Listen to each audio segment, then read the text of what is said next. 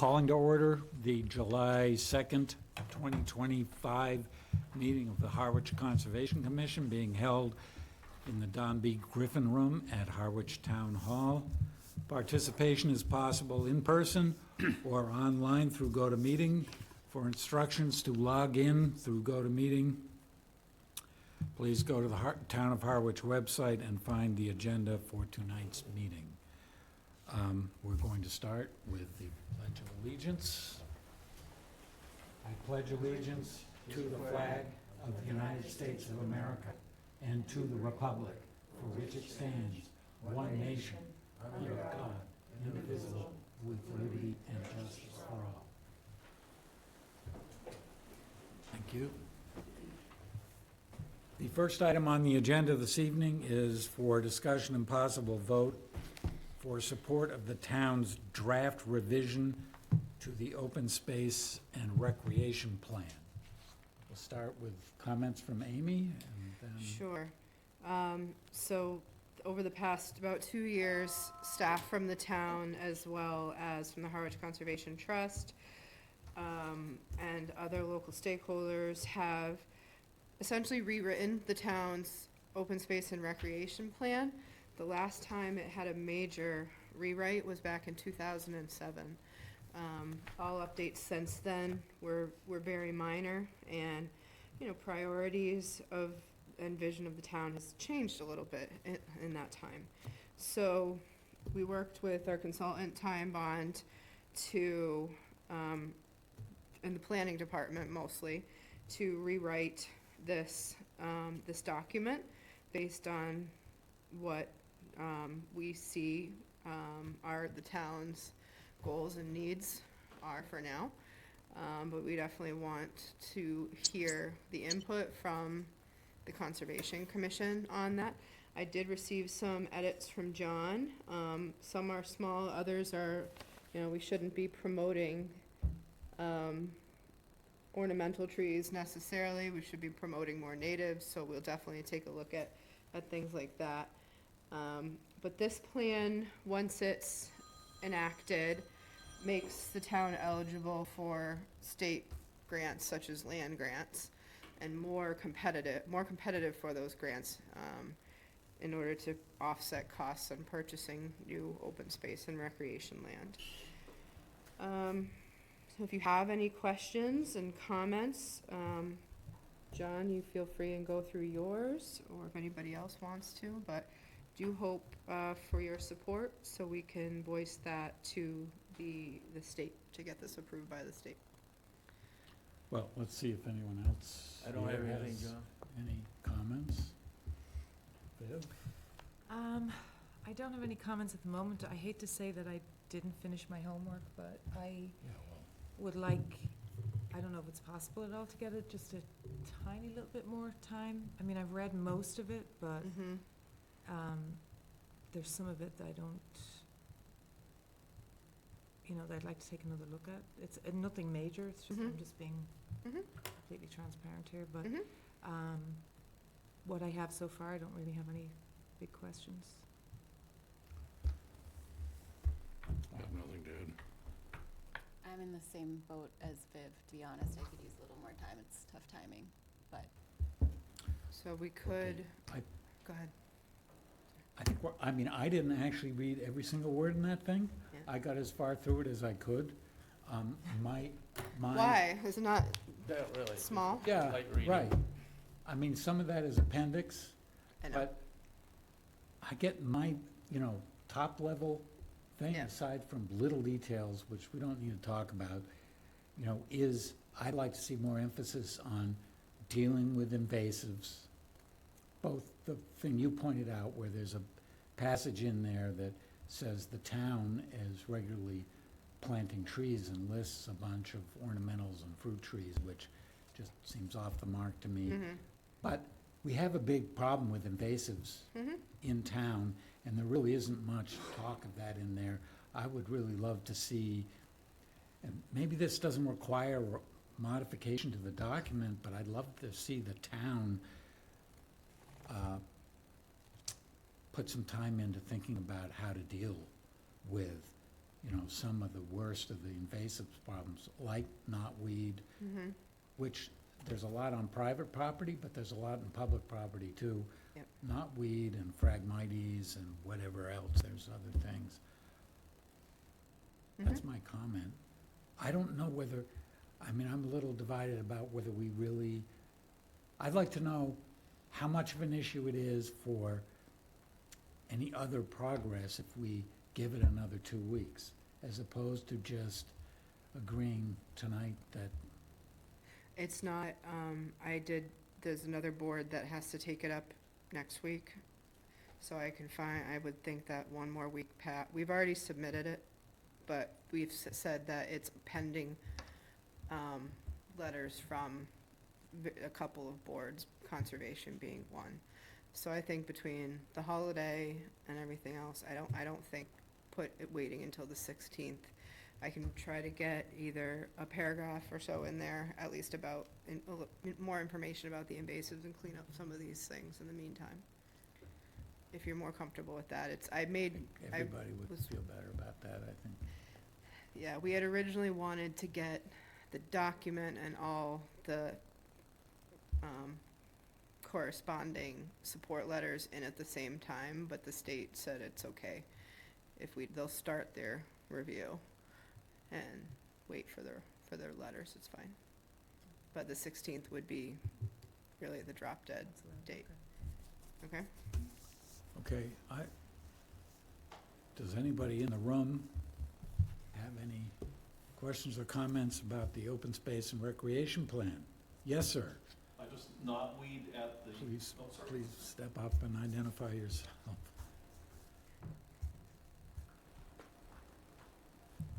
Jeff Lang, Riverside Drive. The knotweed over at the dump where they're issuing mulch to go everywhere, it's taken over the whole dump. Yeah. So that's a major place of infestation into our town. Mm-hmm. And that just, so I agree with you on the invasives, but knotweed's ugly.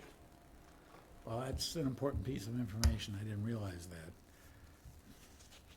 I will talk with them about that. Anyone else? So at this point, we don't need to take any action. We Nope. will have it on the agenda for the 16th. Yes, which is I think we only have 2 items on that docket, so. Oh. Okay. Everybody really wanted to come before the 4th of July. All right, next, we have a request for determination of applicability for 31 Bassett's Lane, map 4, parcel T1-39, for the construction of a new garage attached to the existing dwelling. And if you just state your name Peter Margata. and tell us a little bit about your project. So we're proposing to add a 16 by 21 garage to the existing dwelling at 31 Bassett's Lane. It's just really, there was an existing garage that was already on the property that they have since remodeled into like a bonus room kinda. So it's just we just wanna add a little bit more onto the end of the house, 20 feet into conservation, just for the garage will meet any mitigation or anything that you guys set out for us. But yeah, that's all we were really hoping to do is just add on 20 feet further into, the setback. Okay. Yep. Thank you. Amy? So the project is approximately 78 feet from the edge of a freshwater wetland. The owners keep the lot very naturally vegetated. They are looking to remove an existing shed, and I can't remember how many square feet that shed was. The shed was 12 by 8, so about 96 square feet. 96, I thought it was about 100. And the garage would actually be farther from the wetland than that shed is now. So I don't foresee this as having a negative impact to the isolated wetland. Like I said, they keep the lot extremely natural. Wish more people would do that. But we do require a 2-to-1 mitigation for work in that zone. So what we had spoken about was maybe doing a bit of a hybrid approach of revegetating roughly the area where the shed is Mhm. now. There's also some yard clippings and whatnot that Yep. have been dumped back there in the past. I'd like to see that kind of gently scraped out. Yep. I think you could easily do 200 or so square feet of mitigation by doing that, by Okay. removing the yard waste and the shed. Mhm.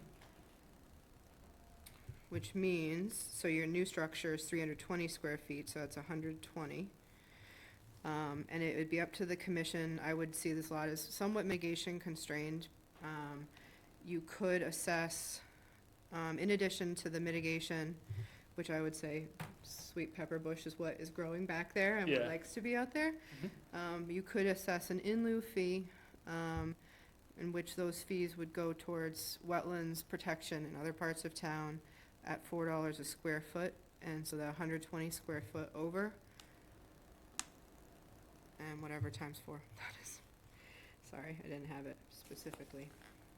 But my recommendation would be that, is to do about 200 square feet of planting mitigation Okay. in the area of the shed or just behind it where it's a little bit more open. Mhm. And then the fee is for, if the commission elected to do an in lieu fee, it would be $480. And that goes just to the conservation fund to improve wetlands in town. Of course. So with that, I would recommend a approval with a -3 determination. Okay, thank you. Commissioners, Sophia, Oh, sounds good to me. Mark, Nothing, Dad. No Nothing. questions? just one question. Isn't it 2x? So it's 120 times 2 times 4. Is that not correct? I thought you, No, Oh, it's per 880. square foot. So 2 times is our mitigation value, but there, see the fee there- is just on the, it's on, just on the All square right. footage. okay. Yep. I have nothing else. Any other comments in the room or online? Hearing none. I'll move that we approve the RDA for 31 Bassett's Lane, map 4, parcel T1-39. Second. With a -3? The -3. Okay, any further discussion? All those in favor? Aye. Aye. That's 5-0. There you go. I'll have that out probably mid-next week, if that's Awesome. okay. Yep, With the that's- holiday, we're a little short. I understand. Thank you so much. Thank you for your time. Thank you. Sign that before. Next, we have a request for determination of applicability for 15 Trinity Cove, map 1, parcel E1-3, for the construction of a coag shell gravel driveway, bluestone walkway, new landscape plantings, repair of existing irrigation system, and excavation of existing lawn footprint. Sean O'Leary here representing Louis and Lisa Lenzillo. You have the floor. All right. Give us a little description. So the house has been purchased by the Lenzillos, and the existing foundation shrubs were all overgrown, non-natives, yews and roadies, most of which was ripped out when they did the approved septic, but everything along the back of the house is still existing. So what they are looking and what we're proposing is to remove all the remaining foundation plantings, replanting around the foundation, installing a driveway, which is now just T-base, putting a cobble edge and capping with coag shell and gravel mix, and I think it's 5 foot deep. I don't know the exact, either 5 or 6 foot deep cobblestone apron along Trinity Cove Drive. There is an existing irrigation system that was there, and the lawn has been let go, so to speak, so it's kind of just grown into a bunch of whatever wasn't disturbed with the septic installation, the drainage installation that was previously done. We're looking to scrape that existing weed mess, reloam, and seed with Lavoie Horticultural Natural Perfection, which is the new Harmony seed, because the wavy hair grass is no longer available. So they now have Natural Perfection instead of, and that was, I talked to Mark Lavoie today and confirmed that they no longer have the, and apparently the Harmony is Natural Perfection plus wavy hair, and they don't have the wavy hair seed, it's not available anymore, so they just do Natural Perfection.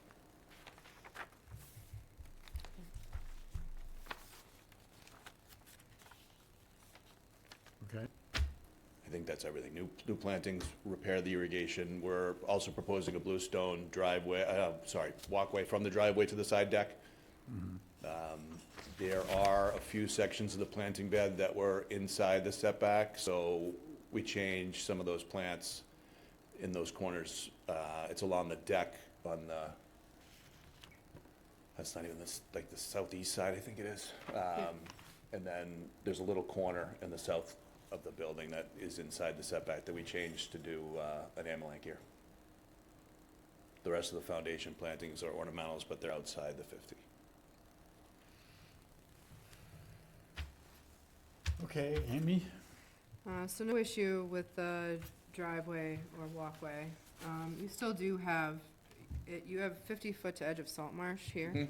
So you still are showing, and that goes way out here. So this grouping of plantings here needs to be native. Okay. I had another thought really just now. You have I also asked you where the lawn would go up to, and it's pretty much based on, I put something in your site summaries here, folks, where the historic edge of lawn was here a couple years ago, and that shows that.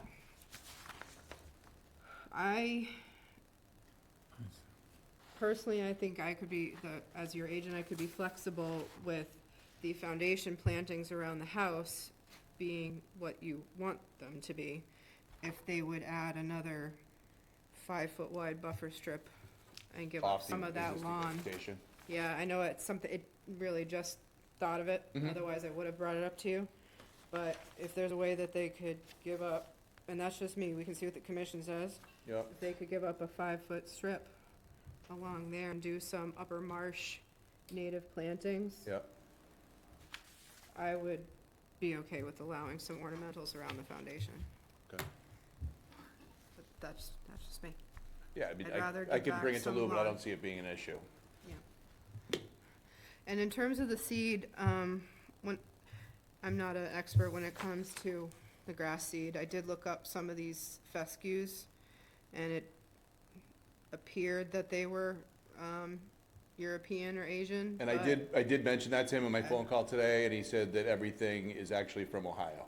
So it's naturally based from Ohio, that area, but because I did bring up your concerns. And he said it is the exact colonial Harmony minus the wavy hair. Minus the wavy Yeah, hair. they just changed That's it. too bad they're not doing that anymore. Apparently it's not available to them, so that's why they They had were to change the sourcing it out of names. Plymouth, I knew that, and maybe Yeah. something happened, but. The hard fescues, so what is nice about fescues in general is they don't require a lot of water, they don't require nutrients as much. So, and it's gonna be a seed mix, it's not gonna be, a sod, so the likelihood of them it's a good product that doesn't require much, I would say. Fescues. So I would, if that's as good as we can get, then I think that's okay. This mix of fescues, but I'm interested to hear what you folks have to think about my new thought. Wayne? I don't have anything. I'll go along with what Amy's talking about. I agree with Amy as well. Sophia? I like Amy's idea. I think that sounds good to add something there. I guess I'm still a little bit, like, the grass seed sounds fine to me. I agree. It's like, as long as it's fescue and it's low maintenance, there's no Yeah. worries. For me, like, I mean, 0 to 50, all native, 50 to 100, like, we split the difference. And for me, the proportion is like a little bit off. So like, if you do this kind of like trading, you know, giving up lawn for some mitigation plantings closer to the water, I think that's great, but I also would like to see like maybe a quarter of these foundation plants being native rather than all ornamental, but that's just, that's just me, so. That's a good point. We typically do look for a bit of a mix in the 50 to 100. All right. So I can make a couple changes on the foundation plans, just addings, I really. Yeah, and I would maybe talk to them about the edge. Doing the buffer zone. Yeah, And I don't think that's gonna be an issue with him, because you're not, I mean, it's not, he's not looking for the lawn to be, like, to Right. play football on. He's just trying to keep the dust down and just Sure. keep it So Cape lawn. and we're not talking things that are gonna grow up so high that they're gonna impact the view, you know, we're Right. talking low to medium variety. Yep. Over time, that area, because it's pretty low, is gonna wanna change to salt marsh, so doing some marsh elder or things like that might be a good idea. Okay. Yeah, so I agree with Sophia. I mean, I basically agree with what Amy's saying. I'm not so hung up about, because I don't know about the grasses in particular, but the most important thing to me is that it's very low maintenance, which will discourage anybody from putting anything on the lawn, which right there, it's a very sensitive area. So that seems like the right thing, and I think it would be better to have some more natives, preferably along the sight line. And there's got to be some attractive native plants, that low shrubs. I don't know enough to suggest what they would be, but I think it's important for people to Yeah, focus on that a little more and try to get some attractive native shrubs down there. I know everybody loves hydrangeas, and you get a lot of hydrangeas here, but there's room for something else too, so. I think so we maybe should do what- easy switches could be, instead of carpet rose, maybe you go to a pasture rose. Yeah, the Virginia, or Carolina. Maybe instead of some of the other, maybe you do indigo, false indigo or something if they, I don't know, I could make more suggestions. via No, I email. mean, I can easily switch out, especially the lower flowers and the stuff in the back. He just, really, at the front of the house is what he wants to have, the hydrangeas, so, I mean, just like everybody else, Yeah, the hydrangea look in the front of the house, so the rest of it I can easily make some changes and send Okay. back to you. so so our next meeting is the 16th. Does that work for you? That's fine, I can send it all over to you before that, yeah. Okay, the week prior, and hopefully it'll be a fairly quick discussion. Okay. So a continuation to the 16th. So just send you the new plan then? Yes, please, that would be great, thank you. By, next Wednesday if you can, or Thursday. Yeah. Okay, I move we continue 15 Trinity Cove, map 1, parcel E1-3 to July 16, 2025. Second. All in favor? Aye. All right, thanks, Sean. Thank you. Next, we have a notice of intent for 11 River Bend Road, map 1, parcel G1-9, house demolition and rebuilding, septic system installation, bulkhead repairs and replacement, and mitigation plantings. This has been continued from June 18.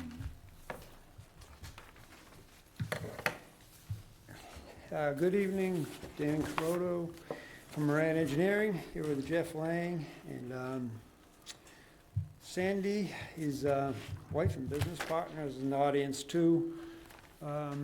Charles Agro is also, should be online, and there he is, from BSC, who did the seawall and the planting plan.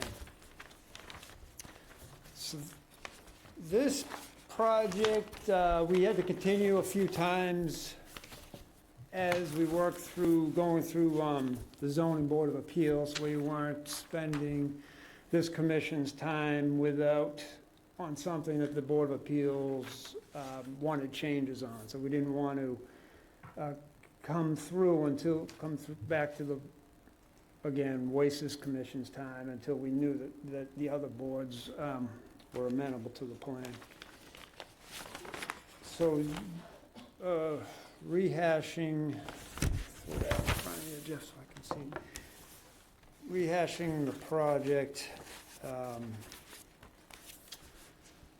Jeff and Sandy are looking to rebuild the house, take down the existing house, build a new house, and rebuild the 56 feet of seawall in front of the house. Anybody that's been to the site sees the seawall is failing. There's sand and other material from behind the wall, from upland side going down through the wall.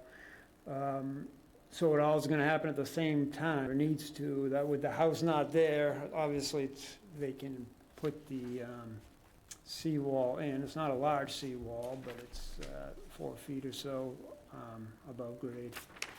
And put the new piles in the seawall. They're also going to put the new house on piles so they can drive the support piles for the wall and the house at the same time. This is the plan.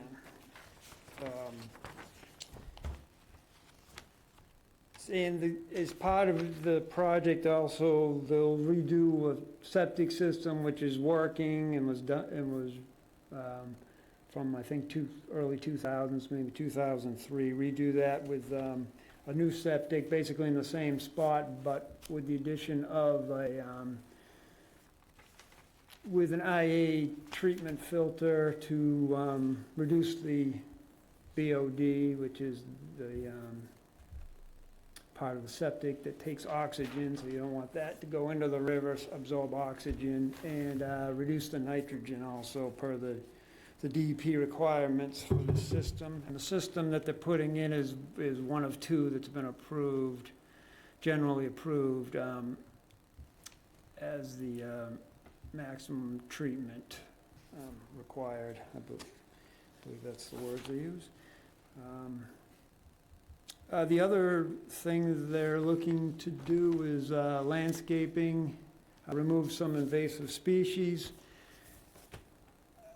To the northeast of the house, as shown on the BSC group plan, and then also, not that the project has direct mitigation, because we're looking at lowering the coverage numbers, but because of the project needing a variance, and because the room is now available, removing the deck from so close is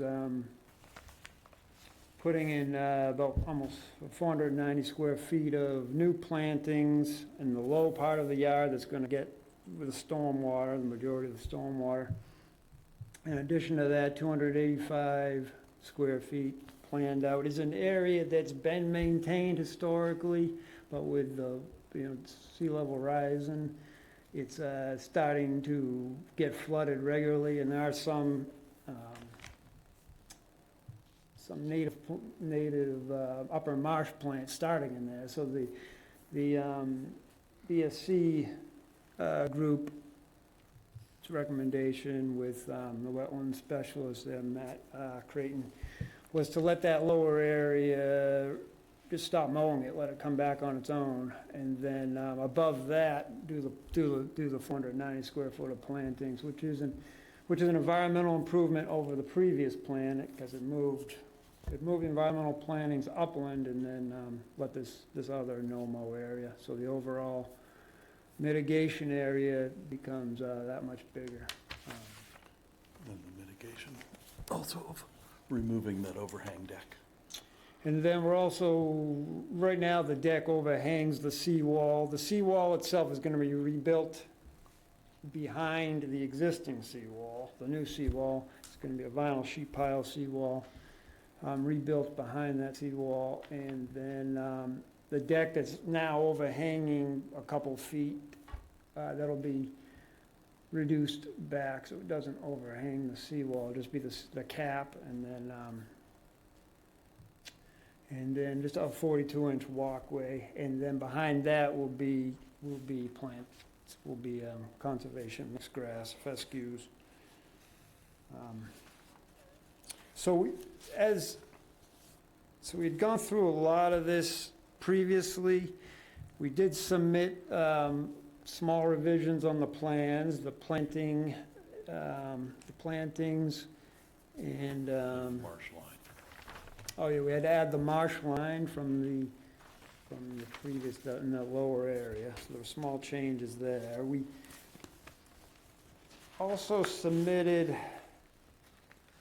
the the colored plan, to make it a little easier to understand. There's an 11 by 17 plan that was submitted. Green is the new and red is the existing. I believe that had gone to the commission. Making it easier just to overlay one on the other, so it's not all lines on top of lines.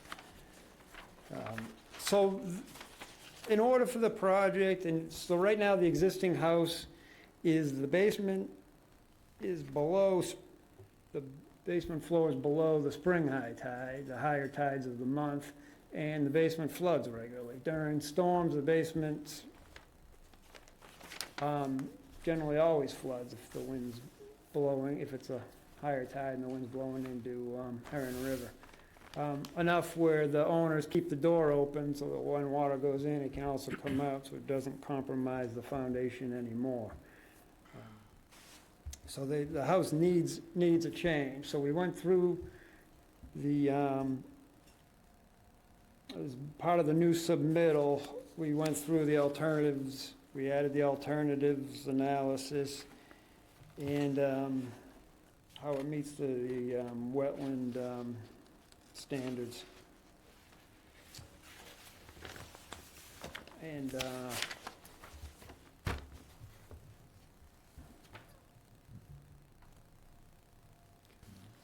so the approval, so we're looking for the approval for the river, for redevelopment within the previous developed riverfront area. The two big approvals are that one that I see, and the variance and how it's working within the 50-foot setback to the wetland. Again, most of the whole property is within the 50-foot setback. So the method was to move it back as much as we could with this septic system. Septic system is the furthest away, and then put the house right behind that. And as part of this, the biggest thing we were trying to achieve was getting the house beyond the FEMA coastal flood, the wave zone, the velocity zone, which is a 3-foot or greater wave. We're trying to get it out of that for a few reasons. One is because it's the most hazardous area. The second is it allows the house to be a little bit lower than it would need to be if it was in the velocity zone. Having said that, they are putting it on the pile foundation, which is a velocity zone requirement. So they are meeting that standard, even though they could use a regular concrete foundation under the building code they filed under. And so is improvements for the site is, like I said, one of the main things, or one of our main focuses was to get the building behind the velocity zone. And then putting it on the open pile foundation. We're reducing the building coverage, 3473 down to 3162, reducing site coverages, 4730 down to 4340. Reducing the coverage within the 50-foot setback, 4095 down to 3640. We're reducing the fact that the deck extends over the seawall now. We're going to bring that back. The seawall itself is coming back, going to be built behind, right behind the existing seawall. And it increases quite a bit increases the deck on the south side from that emerging marsh and the mitigation plantings. Increasing from 3 feet to 17 feet. And then the installation of the native plants and the upgrading of the septic system, we feel gives the the environmental benefits needed for the variance and the work that's being proposed. The alternatives we went through are to make no changes, and of course, that's becoming not a possibility. I think when they first bought it, they did put some money into it and quickly realized with the flooding basement that no more money should be put into that existing structure as is. Taking that structure, putting it up to floodplain requirements made for a higher structure, still in the velocity zone. And the structure itself isn't built to be up on piles. It's not built to be up further in the air. It's obviously built quite a while ago. Constructing a new house, the same house, constructing it new within the, at the same location, left it in the flood hazard area, made for a larger house, kept it closer to the river, kept the site coverages higher. And then a different dimensioned house is quick, we looked at that, but there was no significant benefit to a different dimensioned house. And then going through the standards required, and I think the commission was requesting a write-up of the, going through the requirements of,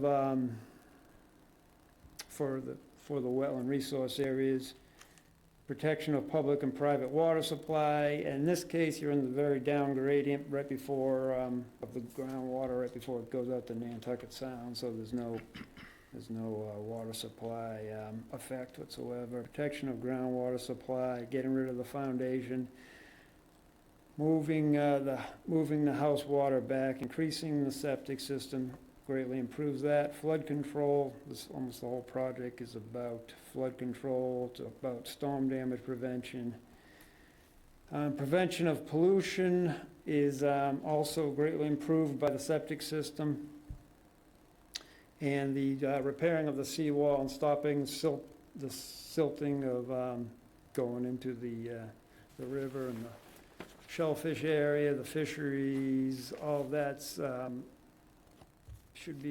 will be improved by this project, we feel. Wildlife, it's obviously a small lot, so the mitigation plannings will add a small amount to the wildlife improvements.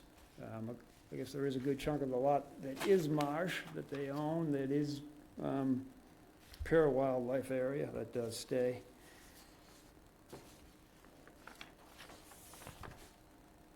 So, I guess with that, I will just ask for questions. And we'll go. Will and myself and BSC are here, and the owners are here also. Okay, thank you, Amy. Thank you. So the commission is aware this project was approved as you see it by the Zoning Board of Appeals. This project, as presented, will have less of an impact to the wetland resource areas that are in the vicinity. One, by lifting the house, and in the event of a flood, because right now, currently a portion of the existing house is in the velocity zone. The house will be outside of the velocity zone and built above, or built to FEMA flood standards. So in the event of a major flood, there'll be a lot less damage potentially to adjacent properties. I would request that it be a true open pile foundation with no lattice or breakaway walls, just because those, in the event of a storm, and we do know that water gets onto this property, that those tend to become a lot of debris and become somebody else's issue farther down. So it's something we had discussed, is that it's gonna be a true open pile foundation, and I'm hoping you're still in agreement with that. It's less structure, so in the 0 to 50 foot buffer, the bylaw of the town does state that in a rare and unusual circumstances, the commission may grant a variance from the 50-foot no disturb zone upon a clear and convincing showing of evidence that it will not adversely affect the environmental values protected by this bylaw. And further, in our regulations, it does state that we are entitled to grant variances. When doing so, will have a clear benefit to the interests of the wetland resource area. An example would be when tearing down an existing home, in the rebuild, be smaller and/or farther away from the edge of wetland. And I think that meets our bylaw, and this project meets our bylaw and regulations in that regard. In addition, I think letting the marsh grow back and supplementing with native plantings is a nice addition to this. It's gonna wanna do it by itself anyways, but let's help it along. My only comment would be on the replanting note of that area that you're proposing to treat with the treat the invasives on the northern line, is that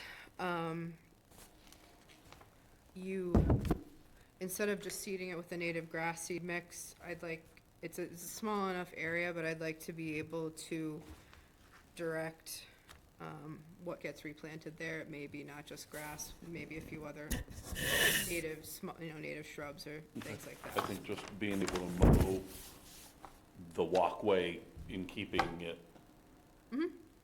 whatever is there, mowed. You know, because there's no sprinkler system, there's no water over on that side. Right. And that's the public easement for the rest of the development to get Yep. down to the water. Yep, certainly wouldn't wanna block or impinge on that, so a native grass seed mix, or we can, is the whole area that is invasive part of that easement? I didn't think it was. I think it's just south of it. It goes into the easement of it. The way the BSC is shown is just south of the easement line. Yeah, That would be It's kind of like, a lot of those vines go in. right now kind of So- going up and over that whole easement area. Certainly understand the necessity of keeping the So- easement open, but in areas kind of south of that easement, if we can do a little bit more than just grass seed, that would be great, and that's something that the commission could condition. Mhm. Looks like it's 300 square feet, the Roughly, area yeah. they're calling out. So no, I have no further questions, and I would recommend approval of the project. Okay. Wayne? I think it's a great improvement myself, and I have no other questions. No, I think you gotta save your house. Nope, I agree. I think it's an improvement. I have no further questions. I have nothing to add. Okay, I just have one question, which is, there's a lot of area here that it's not specified what's happening, like south side of the existing house and the new house, there's land there.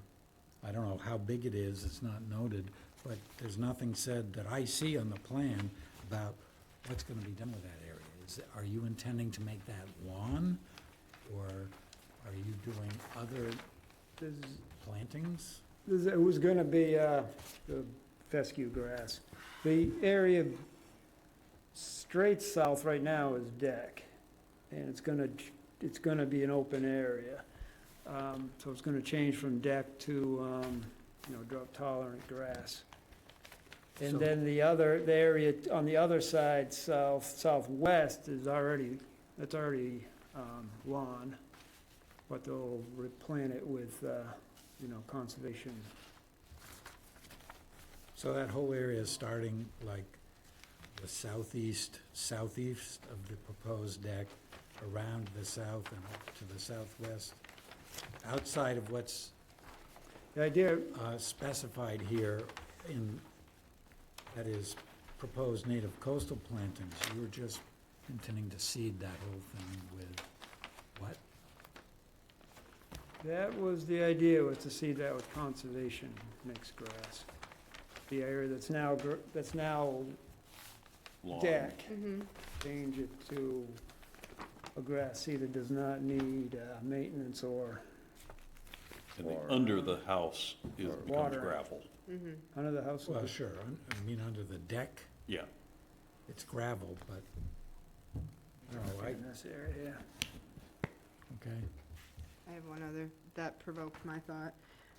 Similar to the conversation we just had with Mr. O'Leary, so this plan doesn't show things like if you're doing any foundation plantings, around anything, so you're, pretty much the entire place is within the 50-foot buffer almost. So we would, require all natives, as foundation plantings.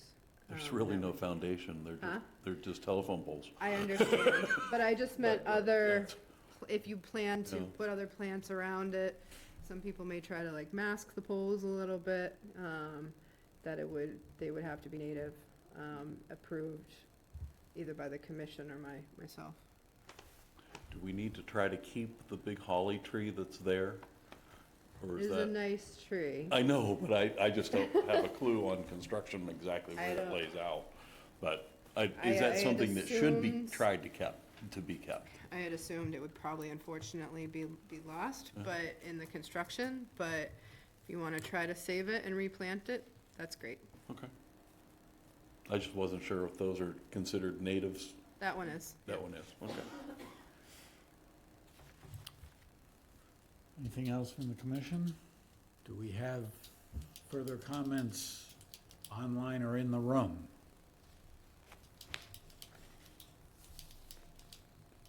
Yes.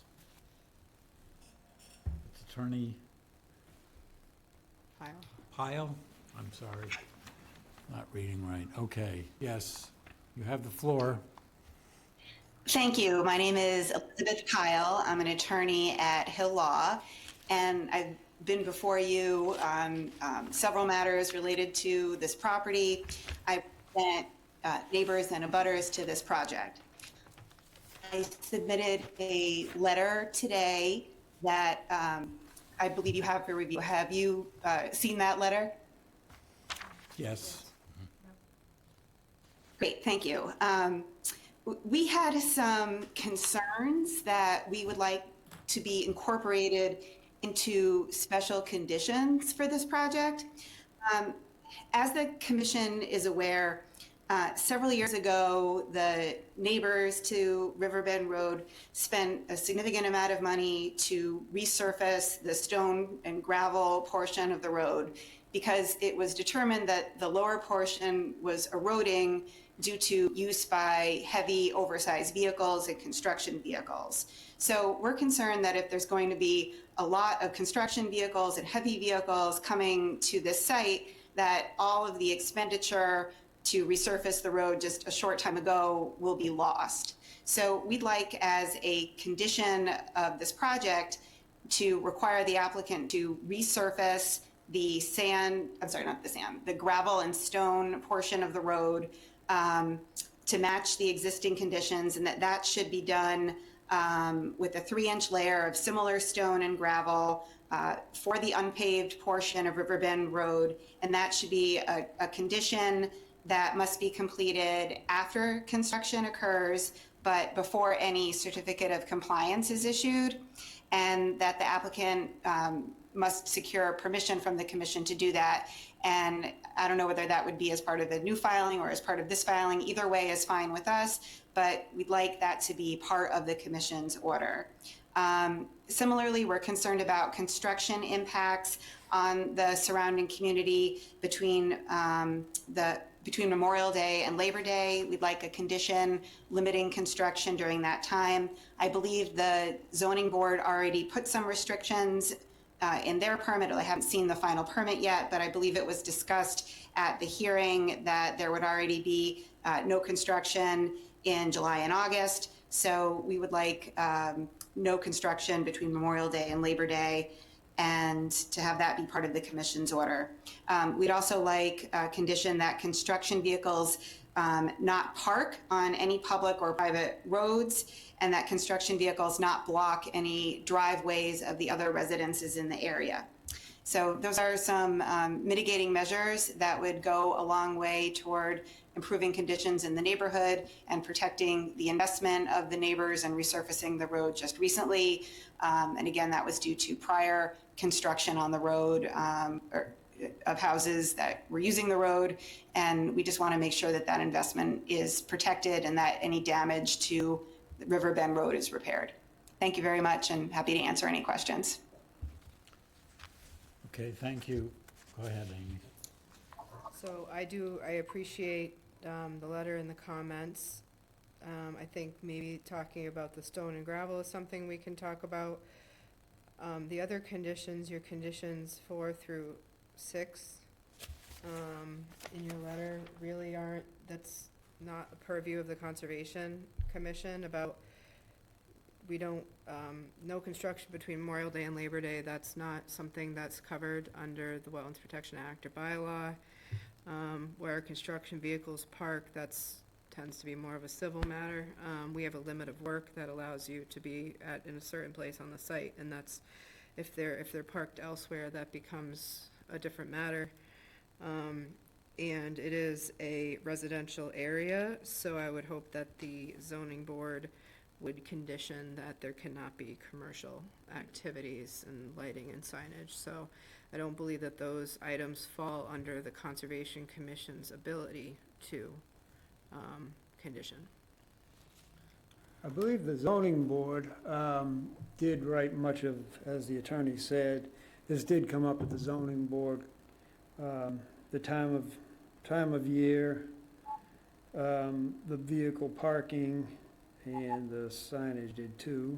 But they were covering what they could. They were putting it into their order of conditions or their approval. So I think they covered that. And as for the road, I think any construction project should bring back to condition the road as it is, and it benefits the owners of this project also. I'm not sure, what was the approval process Yeah. for working just within the road layout? What is the approval process for putting down stone, I guess? So it wasn't too recently, it was several years ago that it was just administrative, let them put 1 to 2 inches of native stone in the roadway because it's essentially salt marsh under there. It goes under the road to the previous Curtin property. So there's probably some peat there, so any vehicle, I would think, over time compacts it. It's administrative.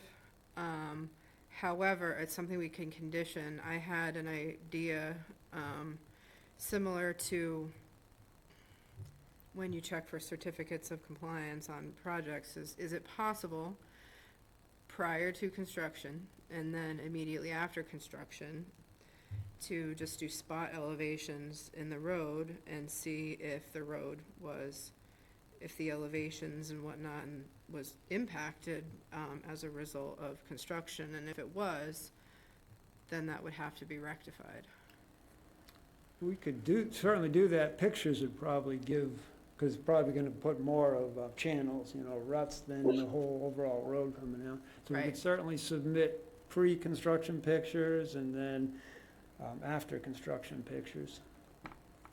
And then if we needed to do an AR. Condition, or we could condition in here that, that's in the conditions that up to stored in kind. 3 inches of native stone. I wouldn't want to do 2 more. We don't want to be filling in floodplains or edges of marsh here, but. We could certainly do the elevations of the road and then take the pictures, and then if it's condition that is brought back to pre-construction condition, that certainly is going to benefit. It's our driveway too.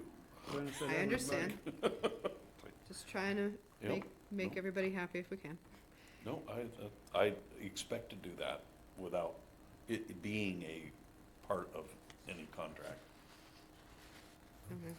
Okay, so I just wanted to add, I think that if Amy thinks that it's beneficial to the salt marsh to replenish any compacted native stone in certain areas of the road, then I think that's fair, but anything beyond that feels like Yeah. a neighbor issue, and like, again, not something that's in our jurisdiction, nor do I want to sign something that condition, it's not Right. applicable, so.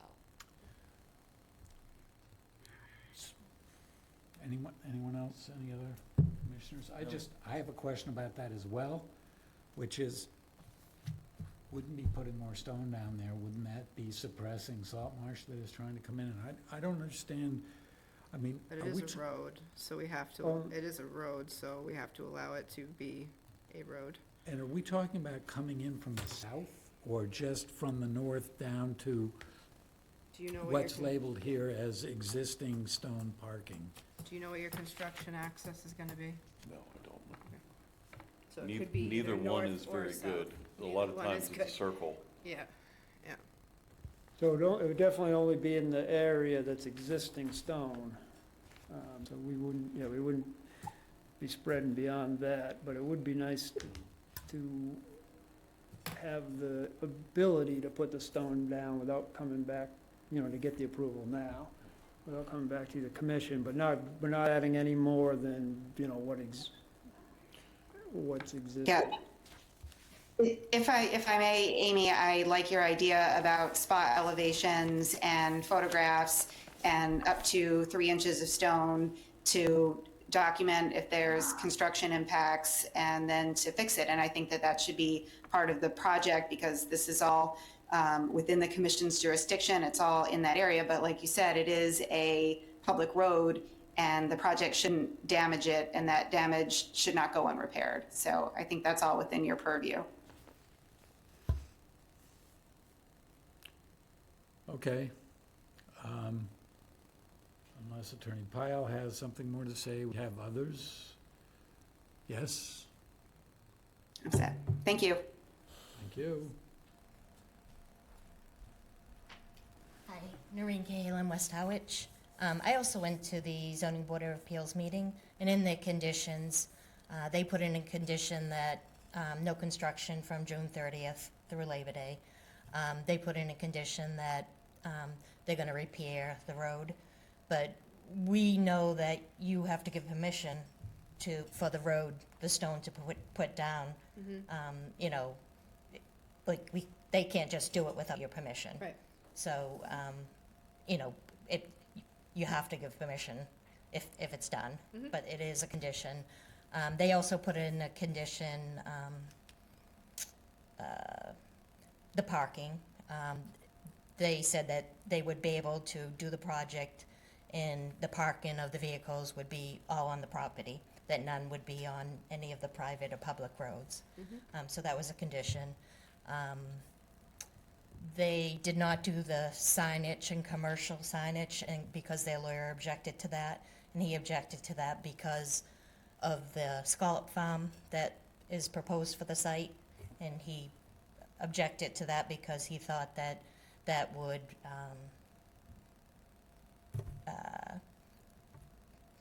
I don't know, it was because of the scallop farm, he thought that the commercial signage and lighting, but that wasn't really because of the scallop farm, that was just, a request in general. But I think kind of everything else, the zoning board of appeals kind of has in their conditions, just to let you know, Appreciate that. so, thank you. Thank you. Attorney Pyle still has her hand up, but maybe that's gone now. Is there anyone else in the room or online who cares to speak on this? Yeah. Yes.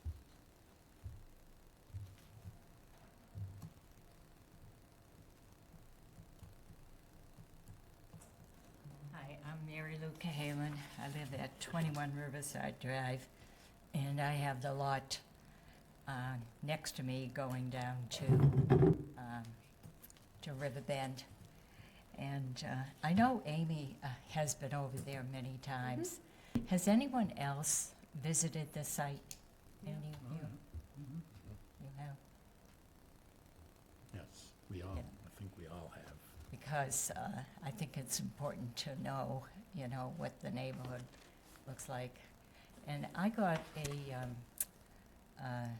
a notice about the the setback of the house and all of this, and looking for, you know,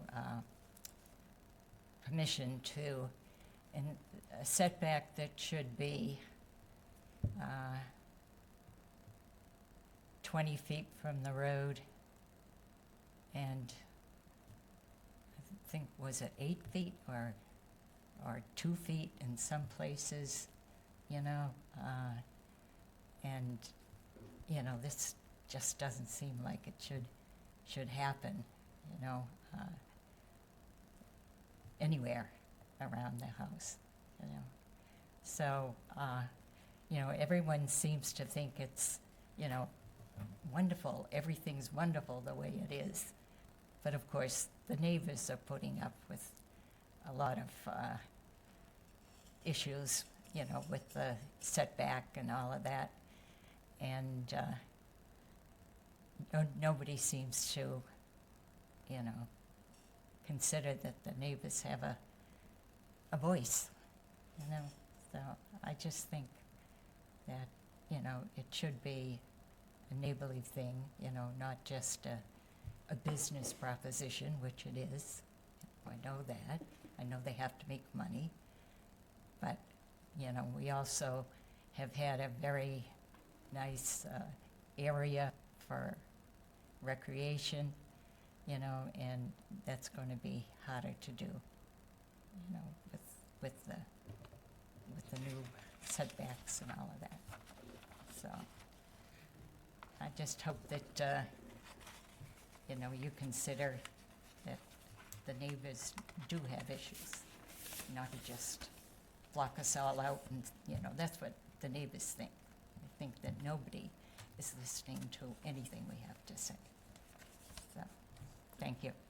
Okay, thank you. Amy, did you have a response? Sorry, I may have to take, that might be an emergency I have to take, but I was just gonna say, I appreciate the comments that were made by Ms. Cahalan.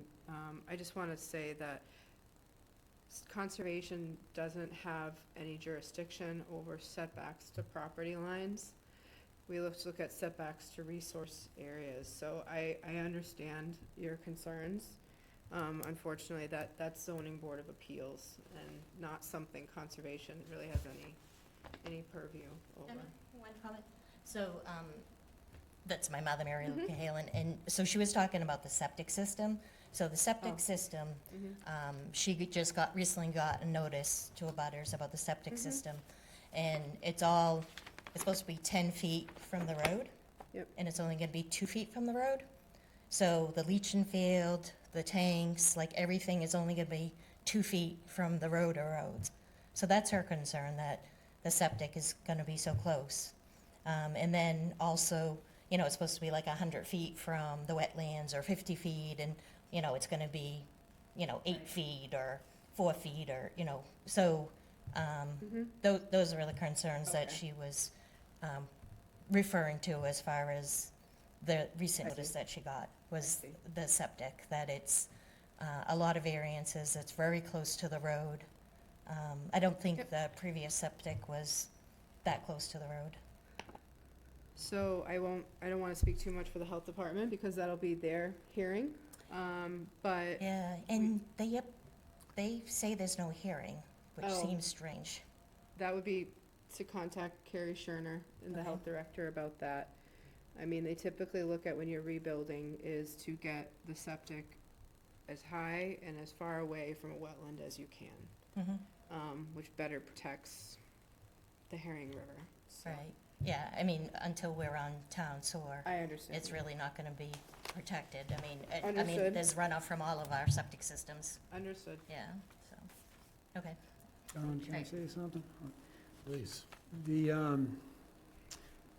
The proposal on what went out for the septic variances is actually a reduction. Right now, on the existing system, there's 12 variances. The new septic's gonna is dropping 6 of those down to just 6 variances. And, of course, the variances are because new septic rules, much larger systems, you used to be able to go deep, much smaller systems, and so you're dealing with old lots and new environmental regs, new DEP regs, so a lot of tight lots have variances. But the new leaching area, which is the biggest part of the septic, is going in the exact same place as the existing leaching area. And we would keep the existing leaching area, except that it's gonna get damaged because of construction, so we wanna make sure we can redo it. But the existing one is 2 feet, this one's 2 feet, and again, it's to keep the 50 feet from the wetland. The existing tank is 2 feet from the road line. Again, it's a 40-foot road. The road itself there is only, it's really small there. It's under 15 feet. So it's well within the owner's grass and behind the front fence. So I guess so there's no new variances over what's there. I didn't have to apply for variances, but I thought the cleanest way to go was to reapply for the same variances that are already recorded on this property. And then with the addition of the filter. So there's nothing but improvement septic-wise. And setback-wise, there's only improvements also. But granted, there wasn't much room to move anything away, so we're still dealing with 6 variances, but there's 6 existing variances. So just remind me, this is an IA system you're installing? This is it has the IA component to it, which is your filter, which requires the testing, which requires a person to look at it, a couple of times a year to make sure it's running correctly and report the testing to the county and to the town. What does the IA signify? IA is you go through your septic tank and then it'll go basically through a filter box. The water keeps recirculating through this filter. That's where the bacteria grow and they eat the nutrients and the BOD before it goes out to your leaching area. Supposed to. IA is innovative and alternative. That's just the DEP's. So that's what's going in now when new septic systems are going in. Those are the ones that tend to. It's not required. It's not required, currently required. Certain areas it is, and the Board of Health is looking at it when you need variances if you're changing your house in this one actually the Board of Health wouldn't have required because we're not adding bedrooms, but if you're adding a bedroom in an environmental sensitive area, they would require it. It's like a mini wastewater plant, sort of. Yeah, yeah. It is. Sort of.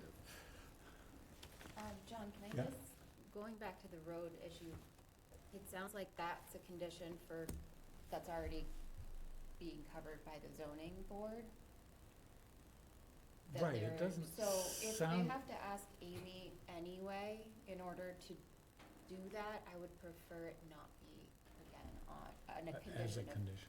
us. Well, Amy's point was, when they put the stone down a year or two ago, Amy gave administrative approval, Yeah, and I think Amy is saying, I don't want to speak for her, that she would do that again anyway when and if there needs to be more stone put down.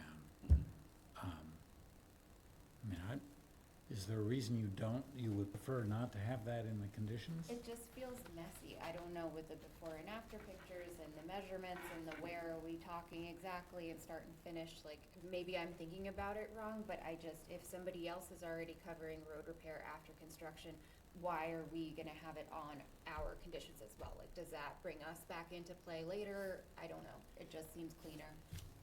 Right, the only issue that's being raised here is a concern, which doesn't honestly appear to be very justified, but a concern that when it comes time to add stone, that there will be a problem getting approval from conservation.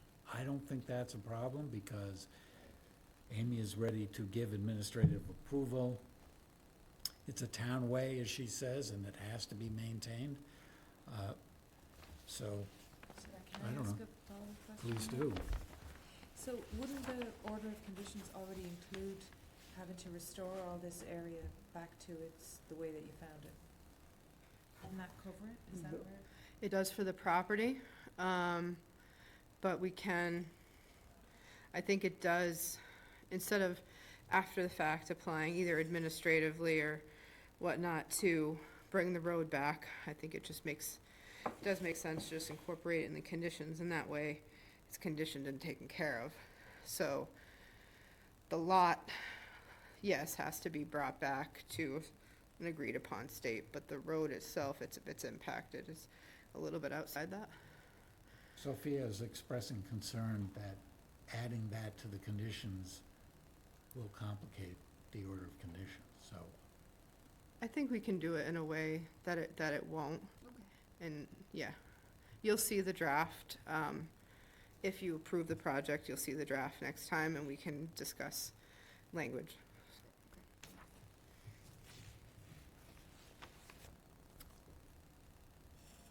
Further discussion? I think we're done with public comments here. Any further comments? Commissioners? Someone care to formulate a motion here? I'll make a motion, we approve the plan for 11 Riverbend Road, map 1, parcel G1-9. The order of conditions that I would put in there would just that any damage done to the existing roads be repaired at the end of the project, brought back to the way they were before the project started. I'll second that. Do you want to add what Amy had to say about taking elevations in order to just reassure everybody that things are being put back to where they were? That could be part of the as-built plan, to do spot elevations and photographs of the road. Are you okay with that? Yeah. Further discussion? All those in favor? Aye. Aye. Aye. 5-0. All right, thank you very Thank much. you. Have a good Fourth, everybody.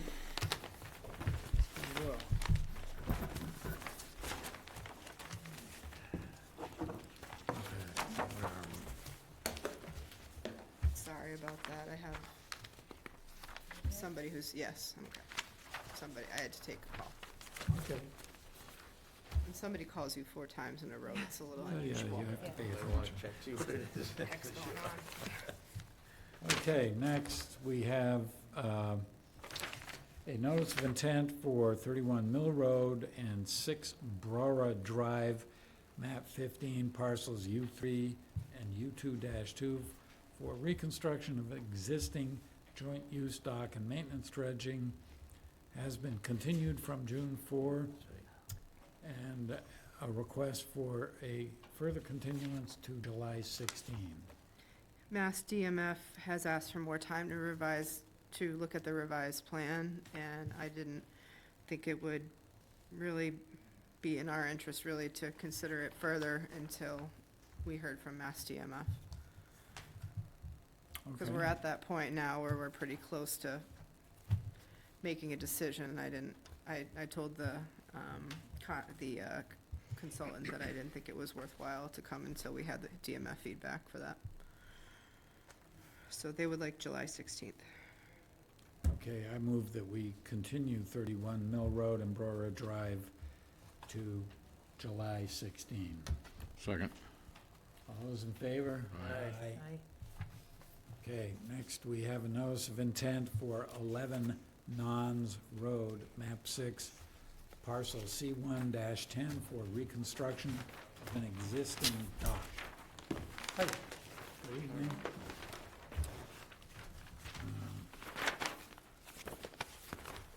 I am Bob Perry, Cape Cod Engineering, and I'm working with the McCabe's. They purchased Nuns Road, maybe, I think, 6 or 8 months ago, and I had been involved prior. We licensed the existing pier that was at the property. It's been there since probably 1951 or so, and it was before the committee back in '99 for some repairs, and it had been licensed, but the license was, nobody could find it, so we licensed it. The McCabe's had us look at some options, and we filed a notice of intent. Amy, you might remember how long ago that was. It was months, it seems. I think it was in early March. Yeah, so, and upon filing the notice, I think the applicant was trying to get things moving along. He talked to some folks in the area and discussed it among his family and with me, and he decided that rather than reconstruct the existing wharf as it is today, which is what the original notice of intent was for, he thought it might be better both for him and for the waterway if they went with a seasonal float arrangement so that the berthing of the vessel rides up and down with the tide, instead of having it lashed with, spring lines or whips to the outboard of the pile-supported wharf. So we set about to try to replicate what was there, and what we've come up with is a pile-supported pier that's 10 feet shorter than the pier that's there today, as far as it's extending out into the waterway. And we have just a small platform at the end where there can be a bench or a box, and a small landing on the right that would support the ramp that would then go down to the float. The float is intended to reasonably closely replicate the wharf that's there. So there's two 17 by 8 foot floats. We provided a letter to Amy and I think to you that outlined the proposal. And it also went through your regulations and where this project, if it was proposed new, would bump into a bunch of waivers. And I think it's still fair that we talk with you about those waivers. But the idea was, just to tell you, we have, I think we're 72 feet higher for float area than 200 square feet. We have an L-shaped facility, but we did have an L-shaped facility. There are two locations where the pier is wider than 4 feet, but we had a 7-foot wide wharf that had a 10-foot long storage box on it. So in every way, the permanent structure is being reduced. I think it's 126 square feet less permanent pier than what is there today. And the float is seasonal, so it would be removed. So all in all, we are maintaining the berthing location, shifting one piece of it a little bit shoreward, and reducing the permanent pier. There's more than adequate water for berthing on the outboard. We went to the Waterways Committee a week or two ago, and they unanimously supported this. I think they're pretty familiar with the area, but of course it's navigational and shellfish, and there were it was deemed no significant impacts to shellfish and maintaining the navigable condition that exists there today. So we are 63 feet from the float, but we were 63 feet from the float that's to our south. We were 72 feet from the float to the north. We're 68 feet from it today. And all in all, it was generally determined that we had modernizes the facility, keeps it much like it was for its use. So the work would occur from a barge. It's pretty standard marine construction. It would comply with whatever timber treatment limitations you have. I don't know if you do have any. I should know that, but do you outlaw CCA? No CCA. No CCA. So either be a composite pile system and ACQ or possibly Greenheart. There are some nice composite pile companies out there that they make a hollow pile that I've seen around. So the ramp and the float are removed, not on site, but at a boatyard or a boat ramp in the off season. So It's a big change, takes that big permanent wharf out of there. So that's the summary of this, and I try to answer any questions that you have. Thank you. Thank you. Amy? Yeah, so when you first submitted to us in the spring, it was pretty much for a replacement of exactly what was there. And then, I'm correct, conversations with the client determined, going in a different direction. I do like that you want to make components seasonal.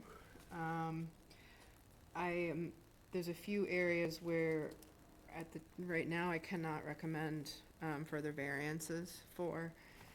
The commission's been pretty hard and fast about a 4-foot width for the pier portion itself. And there's 2 areas here, the 4x4 landing that reads to the ramp and the 6x5 platform that don't meet that. So I personally would be interested in, instead of kind of a jogging structure, what you would traditionally see as a straight pier leading to a ramp, leading to floats. And where they're docking their boat currently is greater. I don't know the exact square footage of that existing pier platform, because in some areas, the dimension. 303 square feet. 303, okay. I mean, the whole. No, of just the end. The L portion? The L portion, the bottom of the L. Probably about 200 and some odd. So my recommendation would be, if it's over 200, which I think it is, that you potentially could do a floating system of that square footage, even if it's over 200. But to further exceed it up to 2, it would, is something we have, I don't believe, ever permitted for single-family dock project. So I do see a slight benefit in seasonal. Our seasonal language is a little weird. We used to say, had to be out by October and not in until May or something.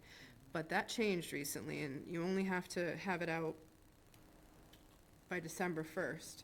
It says must be removed by December 1st. It doesn't say that on December 2nd you can't put it back in. Oh, well, they get so covered with. Not that you would, but, Right, yeah.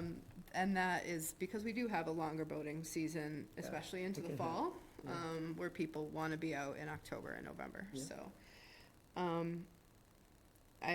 So I think there's a little bit of tweaking, and I really meant to contact you prior to the meeting. It just, time has gotten away. No, I know how it can be, believe me, you got a lot going on. Yeah, so I normally don't like to, spring things on the meeting, but I think with some modifications, this could be approvable and be something that the commission and the client can hopefully live with. I know, we went through several designs, and the straight-out pier with the ramp that would go as a L, still have to be an L. Right. That works, but the owner wanted, because in the off-season, there won't be a float there. But there might be some, who knows what's lurking in the harbor that could be swimming by, but he wanted a little platform there, and the reasoning, of course, is that the dock that's there is this massive platform. I understand. So 30 square feet was approximately a tenth of what was there, was the goal. And I know, we've studied your regs, and I wanted everybody to see the outline of where we stand.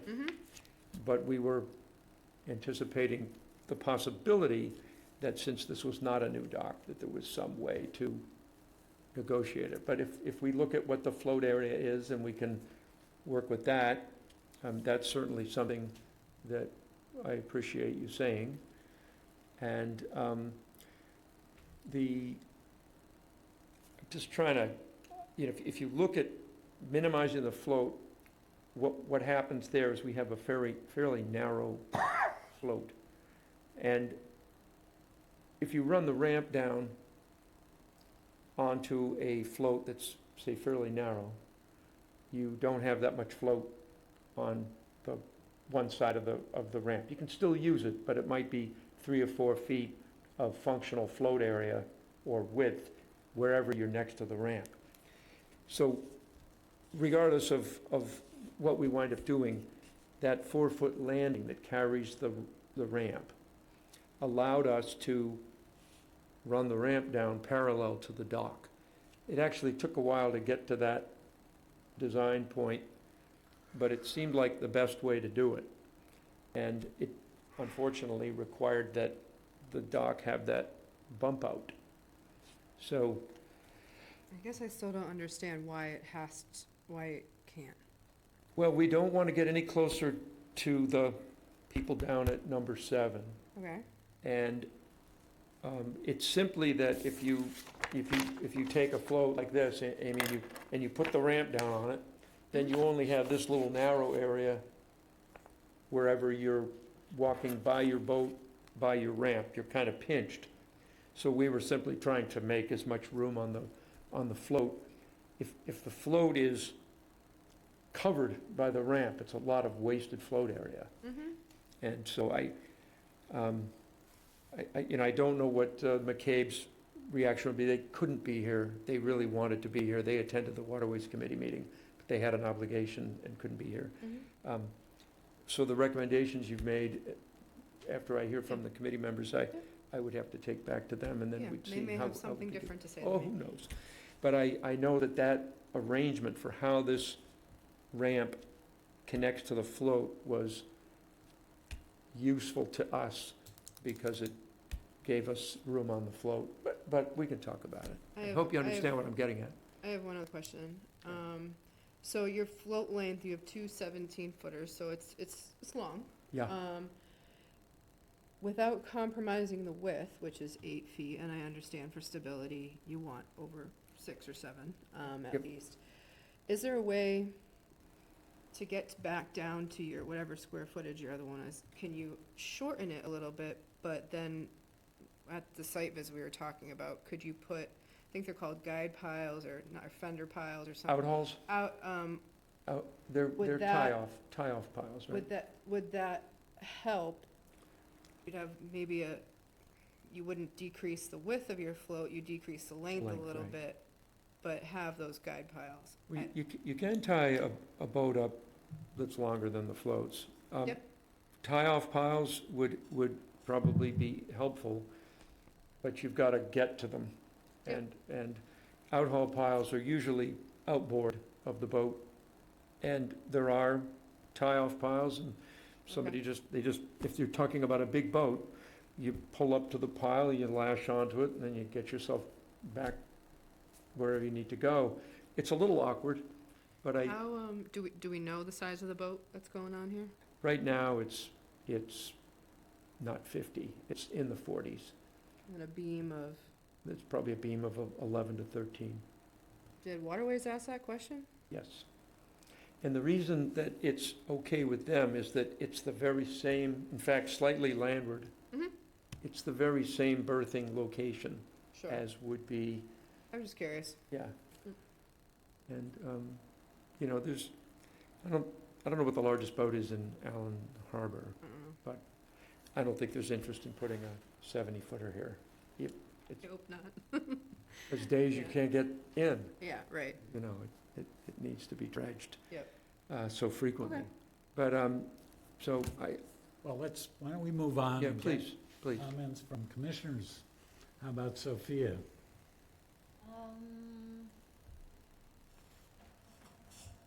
I don't have any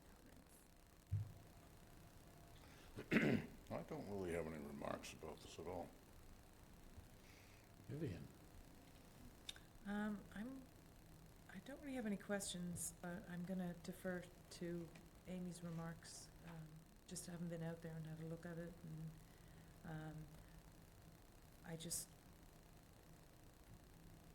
I can kind of concur with what you've said about the 2 landings. I still don't fully understand the need for those, and I know it sounds like there's precedents where that hasn't happened.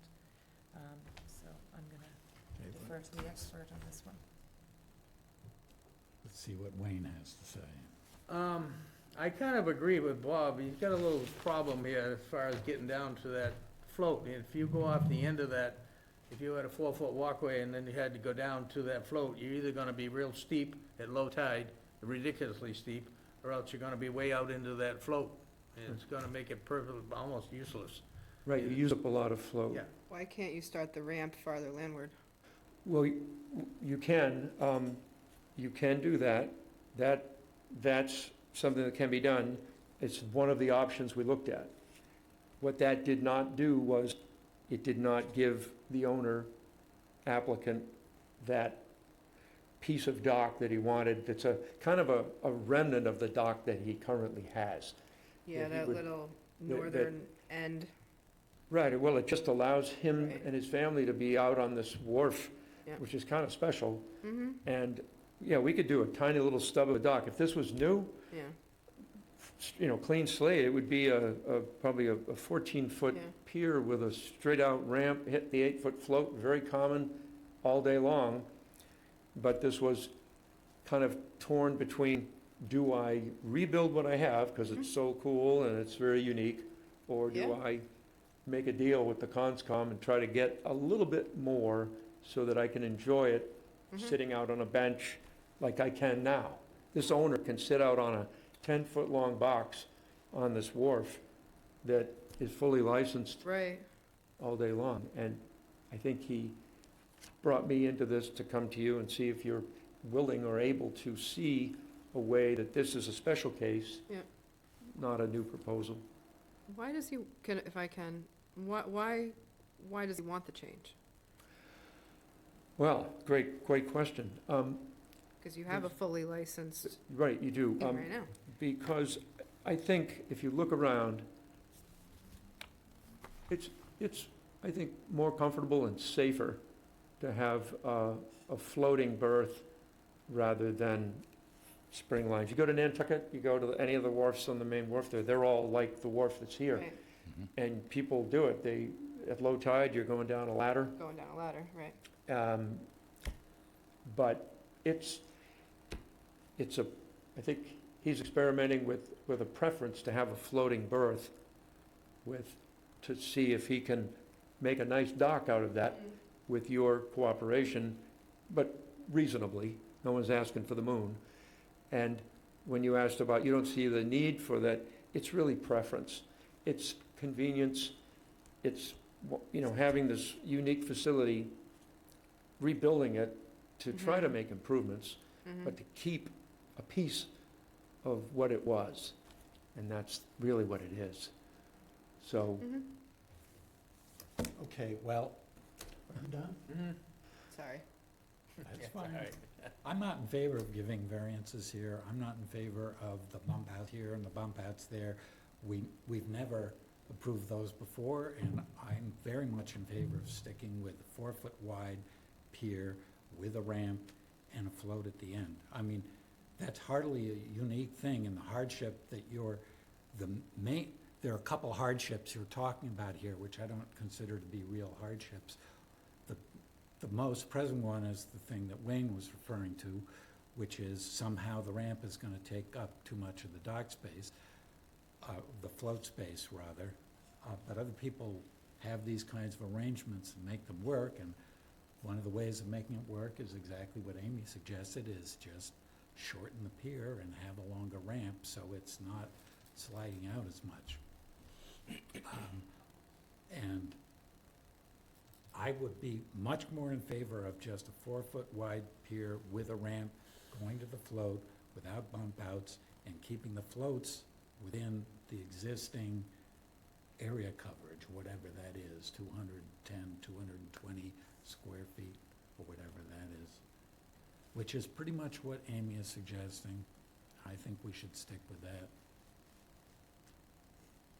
I have one other idea. Go for it.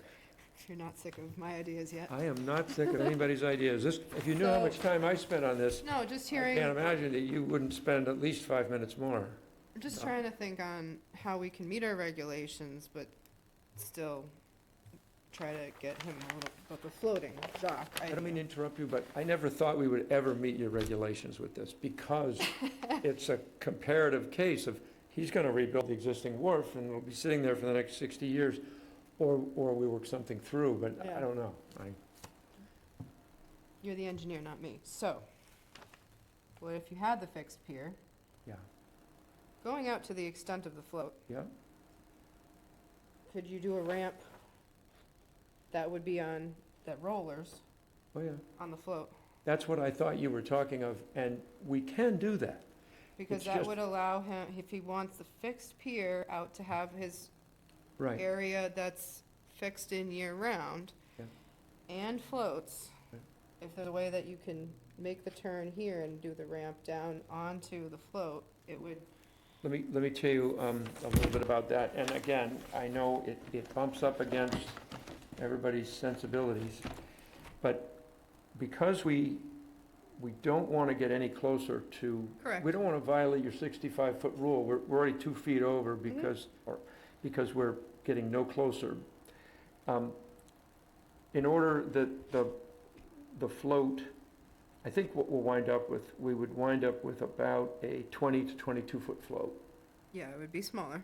And that's just not going to serve the boating size Okay. at this location. And I know that there's possibly a way to do a finger float that would be outboard of everything, so that That would be hard again, for it's sitting down waterways. and sketching it up and making something work where you come down onto a main float that happens to be short. I don't make a habit of designing things in front of you guys, or I don't think it's your job to have to design this for me, but we seem to be into this discussion. So there's a lot of complexity Yeah, when you're trying to satisfy an applicant or a client, but the simple dock that you're bringing up, a piece of cake. But it probably doesn't serve the whole purpose that the owner is seeking. But I think it's probably more fair for me to just take the comments Okay. that I've heard, go back to my client, Mhm. Mr. McCabe, and see what he thinks, because he can't be here to participate in this. Yep. And, but, but it will be available on video tomorrow. well, yeah, He can watch and I hope he watches it, and I think he will, because he's very interested in Yep. seeing this through. So for all the reasons that we've talked, I sat down and I drew all of these options out, and I came up with this, Mhm. but we needed the waivers, provided you understood that those waivers weren't asking for right off it's not a clean slate site. We're looking to trade impacts that exist today with the dock that's there for lesser impacts that would result from a permanent pier that was constructed with a waiver. And it's not opening Pandora's box to precedent. It is a unique case. I don't know of another dock in Harwich like this, except maybe somewhere over by Stonehorse. Mhm. So the room is empty, and I know you want to go home, so I think I should request that we continue this till I can speak to the McCabe's about your comments. And I didn't really hear much from Sophia, except she didn't have questions. Mark, I don't know how you're feeling about it. The method of the ramp and so forth is a concern. I mean, I can see the space constraints that you would wind up with it, so I'm gonna have to defer to your expertise to Okay. work out the mechanics. We'll come back and talk with you again and probably have something different. Because For me, I have a hard time judging like the relative impact, like especially if, Yeah. say the dock is, or I don't even know, this is also like not my area of expertise, so, the seasonal, it's such a short season they would be out of the water, so for me, like, thinking about like, is it better for the underwater vegetation or, you know, the health of the waterway, like, is that impactful or is it not? Like, that's a difficult thing, Mhm. and I think that nuance is important in any of these decisions, and I just lack that. I don't know, so I would defer to Amy. I don't have Okay. anything else, sorry. get these? I'll take them, yeah. There's not vegetation underneath this dock. There's not a fringe of salt marsh here. There's not, any aquatic vegetation that I saw. So the only thing I'd be looking at is impacts to shellfish, and I don't know what's necessarily better either, is, I mean, you have floats that, they're still gonna be at 3 foot at mean low water, so they More meet than our, more than that. Right now, you have a structure that's much higher off the bottom. I think there's, in my mind, similar. Yeah, well, Impact, so. different So, reasons for but yeah, different folks. So would I'm you gonna like mo- the 16th, or would you like August 6th? I think the 16th is fine for now. We'll And- need something by like first thing Thursday morning next week. Well, Want me to put you on for that? I'll get to you very soon if I need to continue that. Is that inconvenient for you to No. put me in for the 16th? No, as long, I just like to make you aware that we Yeah, need I understand. revisions, Right. at a certain time, so. Okay, yeah, We please. could always continue, if that's not enough time, we can always do it again. 16th is a good starting point. 7:16. All right, thanks for the time. You need to vote to They continue. gotta so- vote. So I'll move, we continue 11 Nuns Road, map 6, parcel C1-10 to July 16. Second. All those in favor? Aye. Thank you. Thank you. Happy 4th. Next, we have a notice of intent for 2026 Route 28, Head of the Bay Road, map 99, parcel V1-0 for invasive plant management and restoration. Yes, sir. Do we have Mr. Davidson? Hello, can you hear me? We can. Great. For the record, Andrew Davidson with Wilkinson Ecological Design. I'm representing the homeowners at 2026 Head of the Bay Road. Hopefully this will be pretty straightforward. So last year we worked under an AR to treat the knotweed along Muddy Creek at this property. And we worked with Amy on that, and it was, I believe, about 5,000 square feet of knotweed, and so far it has responded very well. Amy and I met out there and took a look at it. So that area, the main reason we're filing this NOI is we'd like to continue to treat that, and the clients have liked that it's how it's responded, and so we want to just maintain that area. And alongside that, they wanted to take care of a couple other areas. There's 2 areas along Bay Road at the top of the bank that some knotweed is starting to encroach into their lawn, and they want to take care of that as well and join it in with the other area as a ongoing maintenance of the knotweed. And then down at the base of the driveway on either side, there are some rugosa rose, there's some bittersweet and shrub honeysuckle that is taking everything over that is native there. There's some really nice grasses just beyond those areas.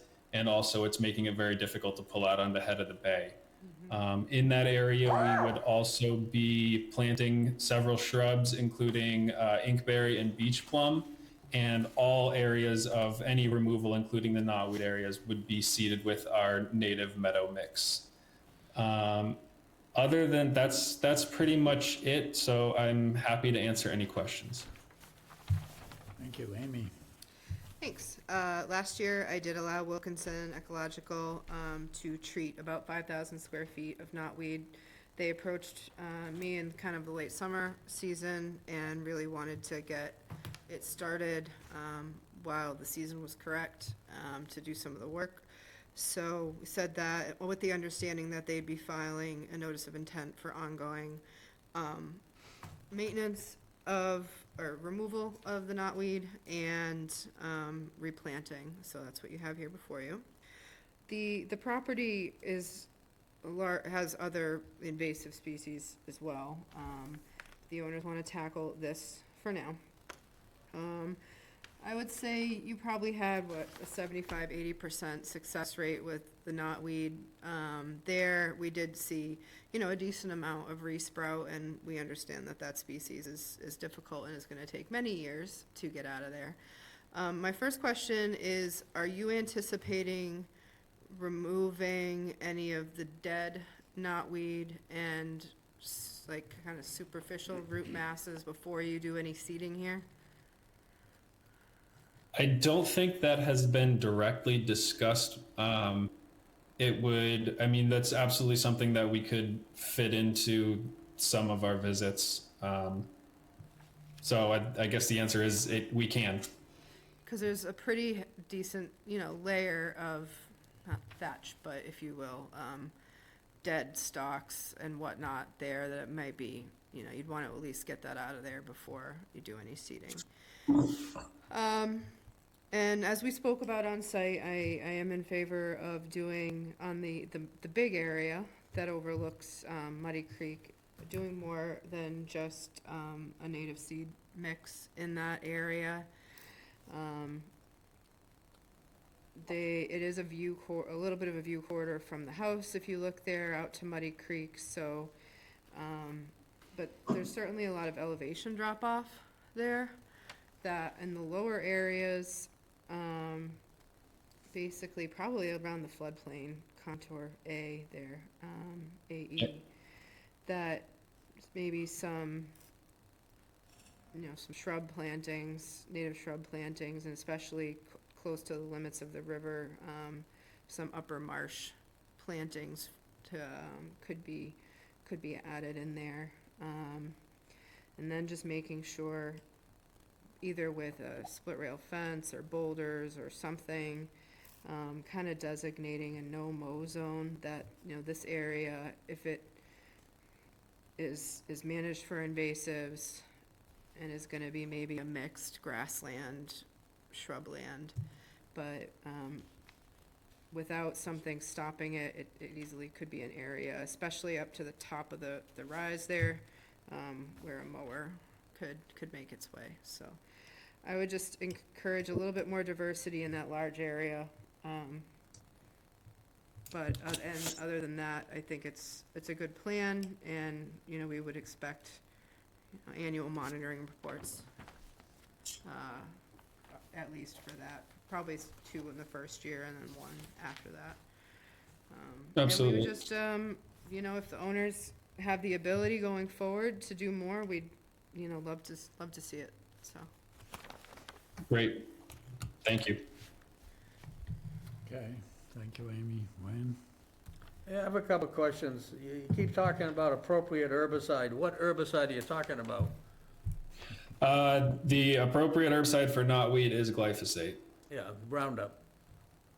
Glyphosate. Yes, that's, yeah, Okay, the brand all right, name. I was just curious. I was just wondering if there was something else I didn't know about, because I've got some too, and I'd like to get rid of it. Yeah, But yeah, I'm we use curious, we you use say a specific. You cut the knotweed down to 6 to 12 inches, and then you inject each one of those stems individually? It depends. If it's a first round of treatment, yeah, the crew will go through and inject each individual stem. In this case, at least along the Muddy River side, most of those resprouts are pretty weak and relatively small, so we can use a wipe technique to take care of those, which is basically sponges that are on tongs, and you soak those in the herbicide. But anything that's too big will be cut and likely injected. What do you inject them with? Do you have like a little hypodermic needle you poke into each one of them, or what? Exactly. They make a specific knotweed injector, essentially, that has, it doesn't have a hole on the end, but it has holes further up on either side, so that way you can push it all the way through and not have any issues with the herbicide leaking out the end. Interesting. Yeah, I didn't know. All right, All set? yep. I've learned something. Vivian? I don't have any questions, but I know that there was a note here about the riverfront area delineation. Was that something that Yes. we should be concerned about, or? No, so it's something that I worked with Thad Eldridge from East Southeast on. We've been kind of going back and forth. For this project, it's not critical. I have to just double check that the plan is accurate in terms of, because the 200-foot, the lines are a little confusing. So I will, we may have to have minor edits to this plan anyway, so that's something that we can clarify. Because, yes, I do think this limit of river, it's interesting. The limits of river here, I think are correct, and then the 1 and 200, this is erroneous, this 200-foot riverfront over here. Oh, yeah, that seems like that was from the original plan. Yeah, yeah, that so got that's behind all. that. Okay, That's all. I see. that's it. That's all I got. Okay. Yeah, so, yes, I'm sorry, they did added revised riverfront zones on the 27th, and then just a minor thing that was left over, so, yes, this plan is essentially correct for the riverfront. Okay. One question. The difference between the injection and the wipe method, what's the diameter of the plant that delineates one to the other? I don't know if it's specifically a diameter. It's more about if you cut it and it's hollow, then that would mean it's injectable. If you cut it and it's still solid, it's usually better for a wipe. Like it's, kind of, now we can get 12 feet tall in some areas. That would be an area we would cut and inject it. But anything that's smaller and more fleshy, that would be better for a wipe because it can absorb the chemical easier. Thank you. I have no questions. Yeah, I don't have any questions or comments either. Looks like something that needs to be done. And there's more to be done, as Amy said, and the more that can be done, the better. Yeah.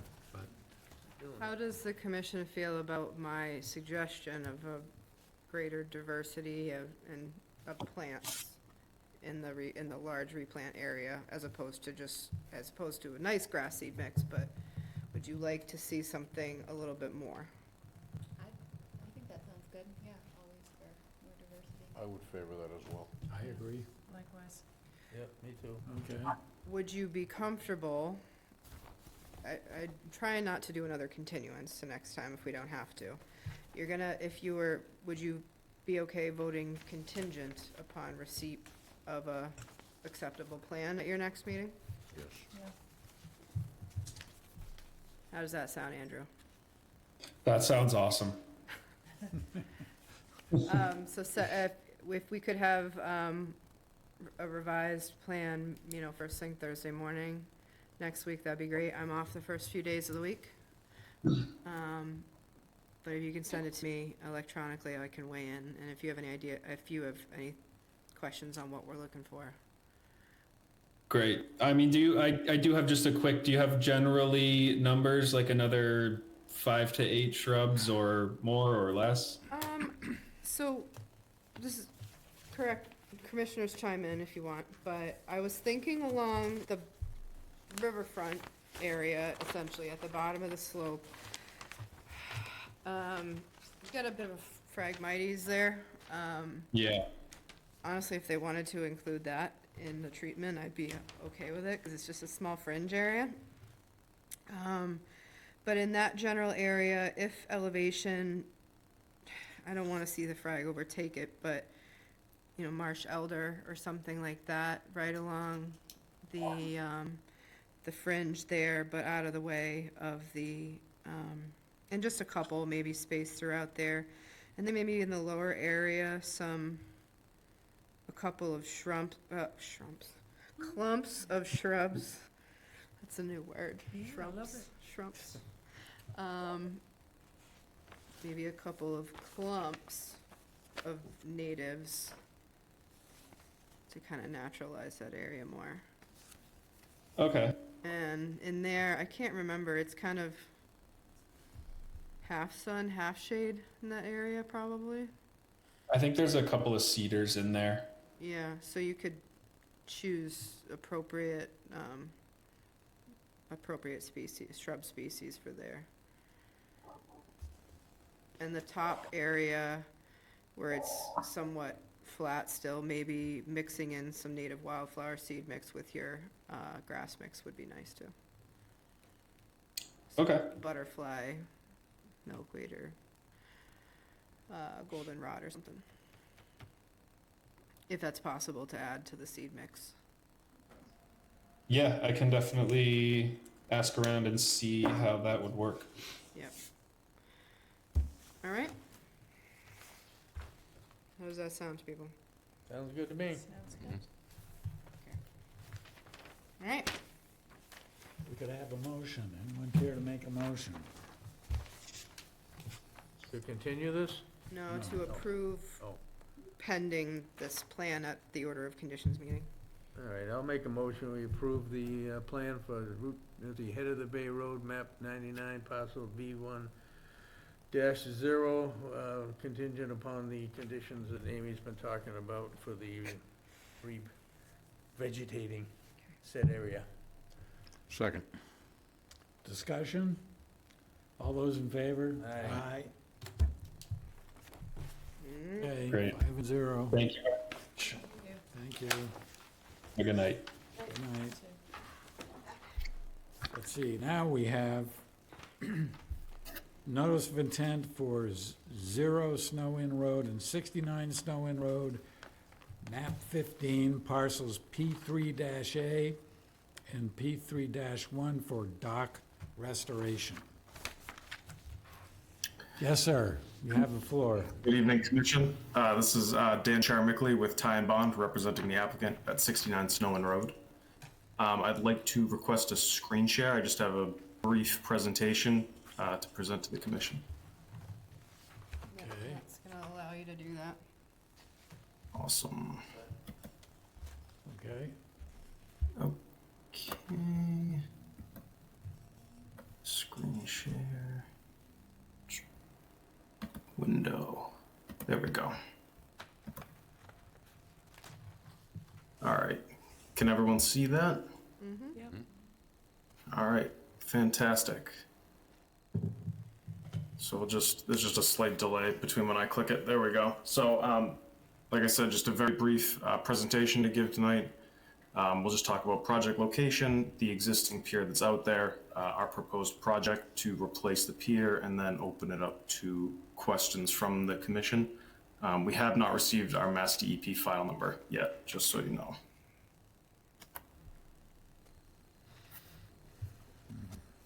So for project location, we're more or less right at the corner of Snow Inn. I'll move my cursor over here. We got Snow Inn Road here, running kind of north-south, and then we have 28 kind of in an east-west location here. Weechmere Harbor to the south, and we're kind of in the northwest, I guess, corner, if you will, even though it's a circle of the harbor. So for resource areas and existing conditions at the site, we have coastal beach, salt marsh, we have coastal bank heading up into the upland area. There is land under ocean, seaward of the coastal beach. And then we have land subject to coastal storm flowage, 50 and 100-foot buffer zones as well on the site.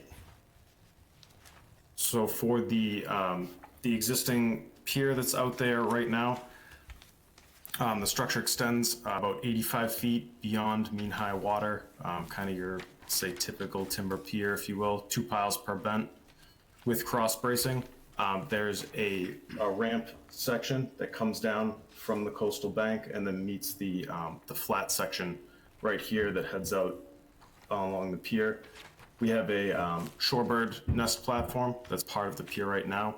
The applicant would like to keep that and rebuild it.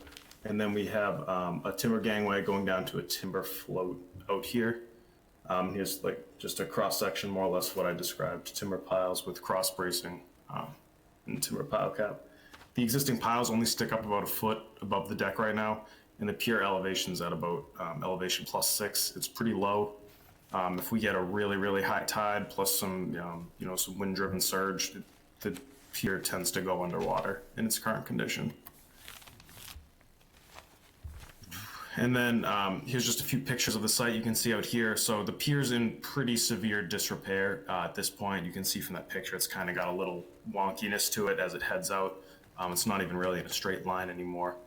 And then you can see the timber float at the end where there's 2 kind of mooring piles off to either side right now. You got your shorebird nest platform right here, and then here's your salt marsh area on either side. And here's another picture just a little bit further back in the upland area here, looking down at the pier.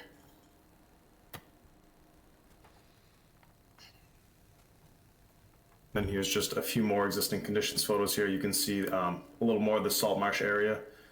This is to the west of the dock, and then this is just looking back at the, we have the vegetated coastal bank here. And then the upland area is under construction right now, so I believe it looks a little bit different now than it does in this photo.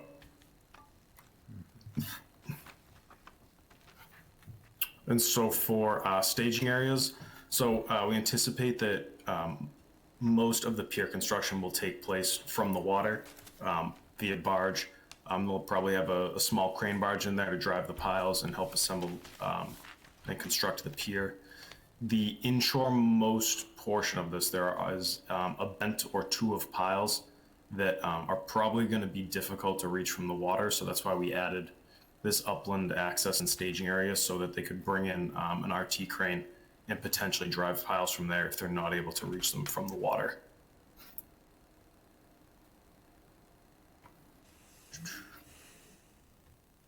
And then for the proposed project here, so here the pier is essentially being constructed in the same footprint as before. The pier is actually shortened to only be 80 feet from mean high water instead of 85 as required by your regulations. The proposed float increased slightly in area. The existing one was 10 by 15. The proposed float is 16 and a half, or it's 16 by 11 and a half feet, I believe it's on the plans there. And then we've added a few mooring piles at the end of the pier to provide a little, say, more robust berthing area at the end of the pier. And the piles at each bent of the pier, instead of sticking up just 1 foot above, I believe they stick up 4 feet now, so a little bit higher. The pier deck was raised up an additional foot, so it used to be elevation +6, now it's +7. And the ramp was raised and extended out an additional bent of piles beyond the existing. So this allows us to meet your height requirements for the 1.5 to 1 height over the salt marsh. So we can meet that standard and allows for passage underneath in the intertidal zone to help meet our Chapter 91 requirements. So you can see here just some elevations and cross sections of what I'm describing here. So you can see we have our 6 foot minimum above the salt marsh, which starts right here. Our piles sticking up as we head out. Also, it's 6 feet, my apologies, above the pier deck. And then we have our floating dock out at the end here. Similar cross section to existing. The new pier is slightly wider than the old one. We widened it to that 4 foot walkway area that's allowed under the regulations. The existing was about 3'2", 3'3", kind of depended which bent you measured it at. We have railings on the upper section to allow us to, alleviate the fall hazard concern along that area. And then we have an aluminum gangway going in instead of just it's essentially a timber plank, not really a gangway that's there today. And then for our impact summary here, so this table was part of the NOI. I did make a couple small revisions that are not in the NOI that need to be submitted to you. The table did not have the temporary impacts for the upland staging area, so I have added those in here as well. Other than that, everything is exactly the same for the permanent impact areas on this. And then just a quick summary of work. So we're not proposing to do work during the summer months, and in accordance with time of year restrictions as well for that. Any disturbed upland areas, they're all already lawn areas. They would be reseeded with native coastal grass seed mix in there. And like I had mentioned, if we need to, we would be driving piles from the upland, but we're hoping we can do it from the water. But I just wanted to make sure we're covered so we're not back in front of you for amending the order for site access. And then for BMPs, if we do use the upland staging area, it'll have silt fence around it. The work in the water will have, turbidity curtains and debris booms surrounding it as well. And with that, I will open it up to questions from the commission. Thank you. Amy? Not too many questions for me. This dock is coming more up to our standards. It's gonna decrease in length, so less structure.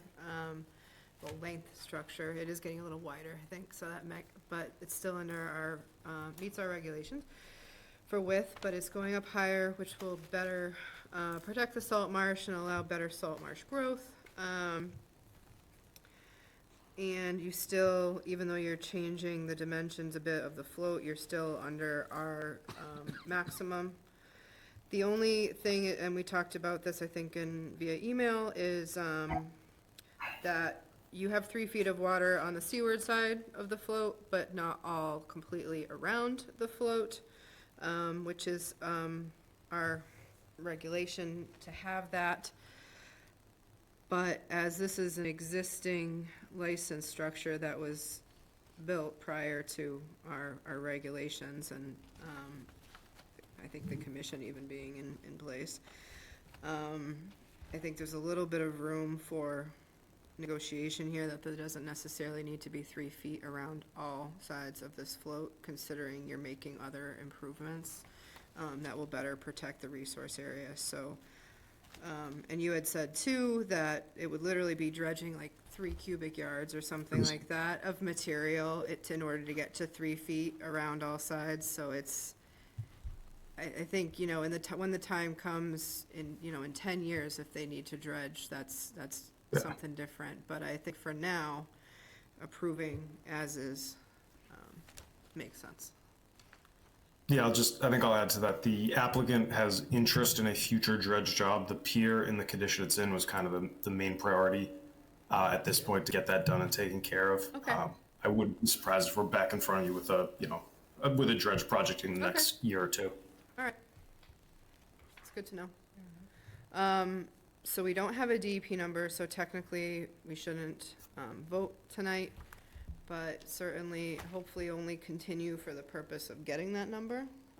So if you have anybody has any questions or comments on this one? Sophia? Nothing for me. Excuse me. No, I see it as an overall improvement.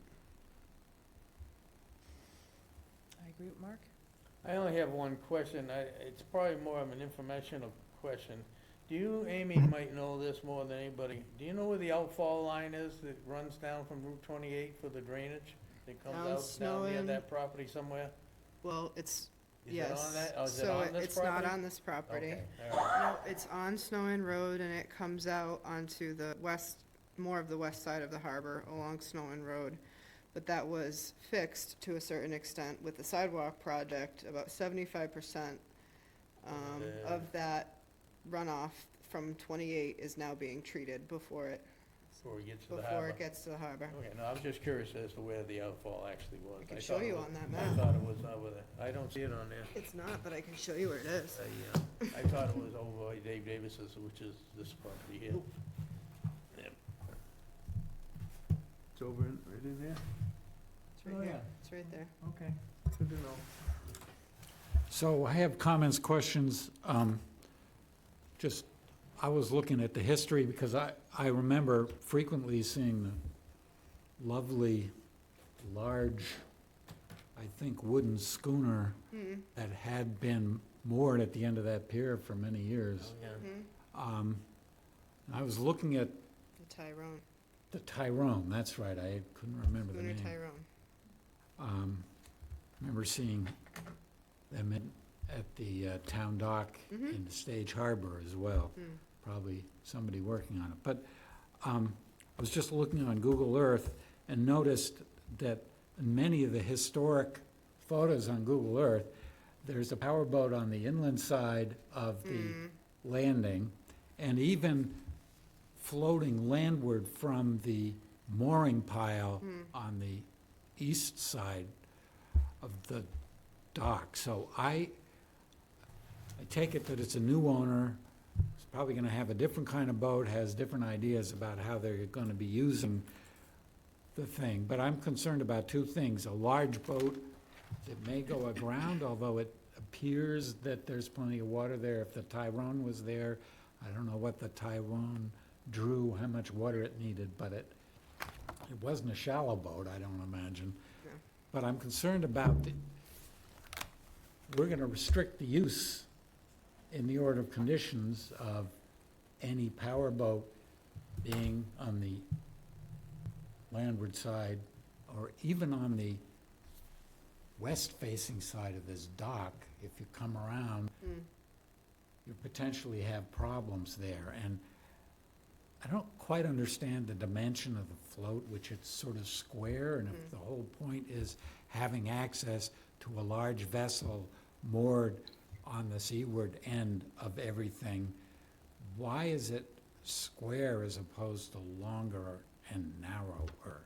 And furthermore, the way the plan looks, the ramp going down to the float is way closer to the seaward edge than the landward edge, like there isn't gonna be room for people to get around the ramp and aboard the boat. It's a little bit of a puzzle to me why it looks that way, and it sort of heightens my concern that part of the intent here is to get access to boats that are on the landward side of the float. So maybe you can address that. Well, I guess, so we're up against let's see, the owner wants some space at their float to actually, I guess, use it. We're kind of up against the setbacks to neighboring docks. We're right at the 65-foot requirement right now. So I think he would love to have a longer float and have a more rectangular size there, but there's no space at the site to do that. So he's trying to more or less use what he can, understanding that, a 200-foot float that just goes further inland doesn't really help anybody out. But he already bought a float. It's very similar in size to the existing one. It was available, so he purchased it. So he actually already owns it and is planning to have it installed as part of this work. Okay, I don't have any further questions. I was just a little puzzled by that, but that explains it, I guess. Anything else? So we'll continue for the purpose essentially of getting a DEP number. So that'd be the 16th. Okay, I'll move that we continue 0 and 69 Snow Inn Road until July 16. I'll second it. Moved and seconded? All in favor? Aye. Aye. Thank you, everybody. Have a great evening. Happy 4th. Thanks, you too. Okay, where are we now? Orders, one order. An order. Oh, is that? Can I ask something? I don't know the technicality of this, but I had recused myself from the last 2 times that came up, and I don't have a conflict. It was for a potential conflict, and I have no conflict, so I. For which one? stayed. Oh, this one? Yeah. Yeah, you can vote if you want to on Did this you? one, if there's no conflict there. Do we have the order? It should have been in your, on Dropbox, because I did it a long time ago, so it wouldn't be probably in your paper packet. Oh. Because it was like the first thing I did over a week ago. I can read through the conditions if you like. I'm happy to read through the conditions. Sure. So for 19 Wacquasit Road. This was the, I mean, you can read them, but not everybody has a computer, so. An on-site pre-construction meeting as per usual. All work is to be done by hand. So we just don't want any machines on the little salt marsh banking. If any work is to be done by barge, the barge, this is a DMF condition, only allowed between 2 hours before and 2 hours after high tide to prohibit grounding. Only biodegradable materials are to be used in the installation of the coir logs and blankets. Stakes to hold them in place shall be non-treated oak stakes. The coir logs are to be placed just seaward of the seaward edge of salt marsh. Any fill brought in shall be clean, native, and compatible grain size as the material at the project location. That's just kind of to fill in the little gaps, that have been created. As per the annual monitoring report submitted by Cape Organics is to monitor the site throughout the growing season monthly and provide quarterly reports to the Conservation Commission as well as Mass DMF with a narrative on the state of the salt marsh, the condition of the rolls and matting, and photos for the first year. After the first year, a monitoring report shall be submitted annually for 2 additional years by December 31st. 8, no fertilizers, pesticides, or herbicides. This shall remain in perpetuity. And then an as-built site plan stamped by an engineer and/or surveyor.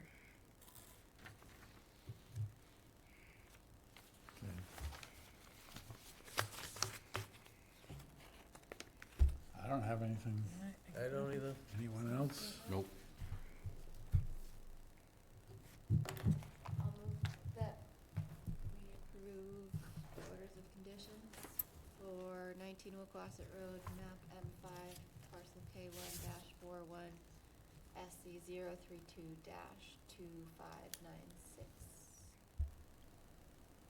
I'll second it.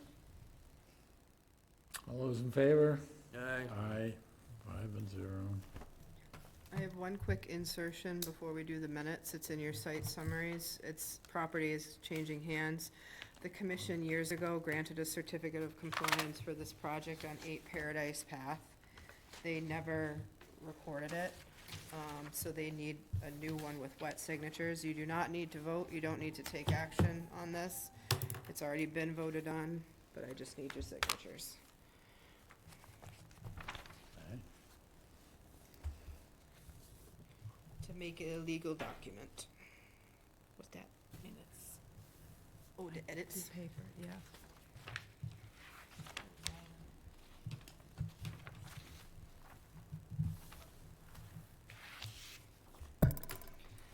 Okay. So yeah, the last thing is the minutes of June 18th.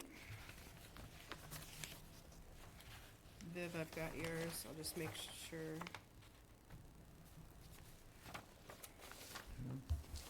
It's nothing too much No, it's just, substantive. No, No, it's no, just it's all, grammatical, Yeah. pretty much. Okay. Anybody else have anything for the minutes of June 18th? I don't have anything. No.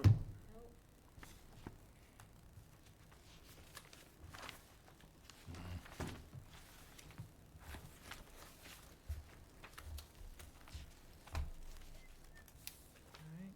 Should I make a motion? I think that's a great idea. To You approve should. the We could just wait. I would like to go home. The minutes for June 18th, 2025. Second. All those in favor? Aye. Aye. Okay, You can stay here, but I lock you in. okay. All right, I'll make a motion that we adjourn the meeting of the Harwich Conservation Commission, July 2, 2025. Second that. All those in favor? Aye. Aye. Aye, aye, aye.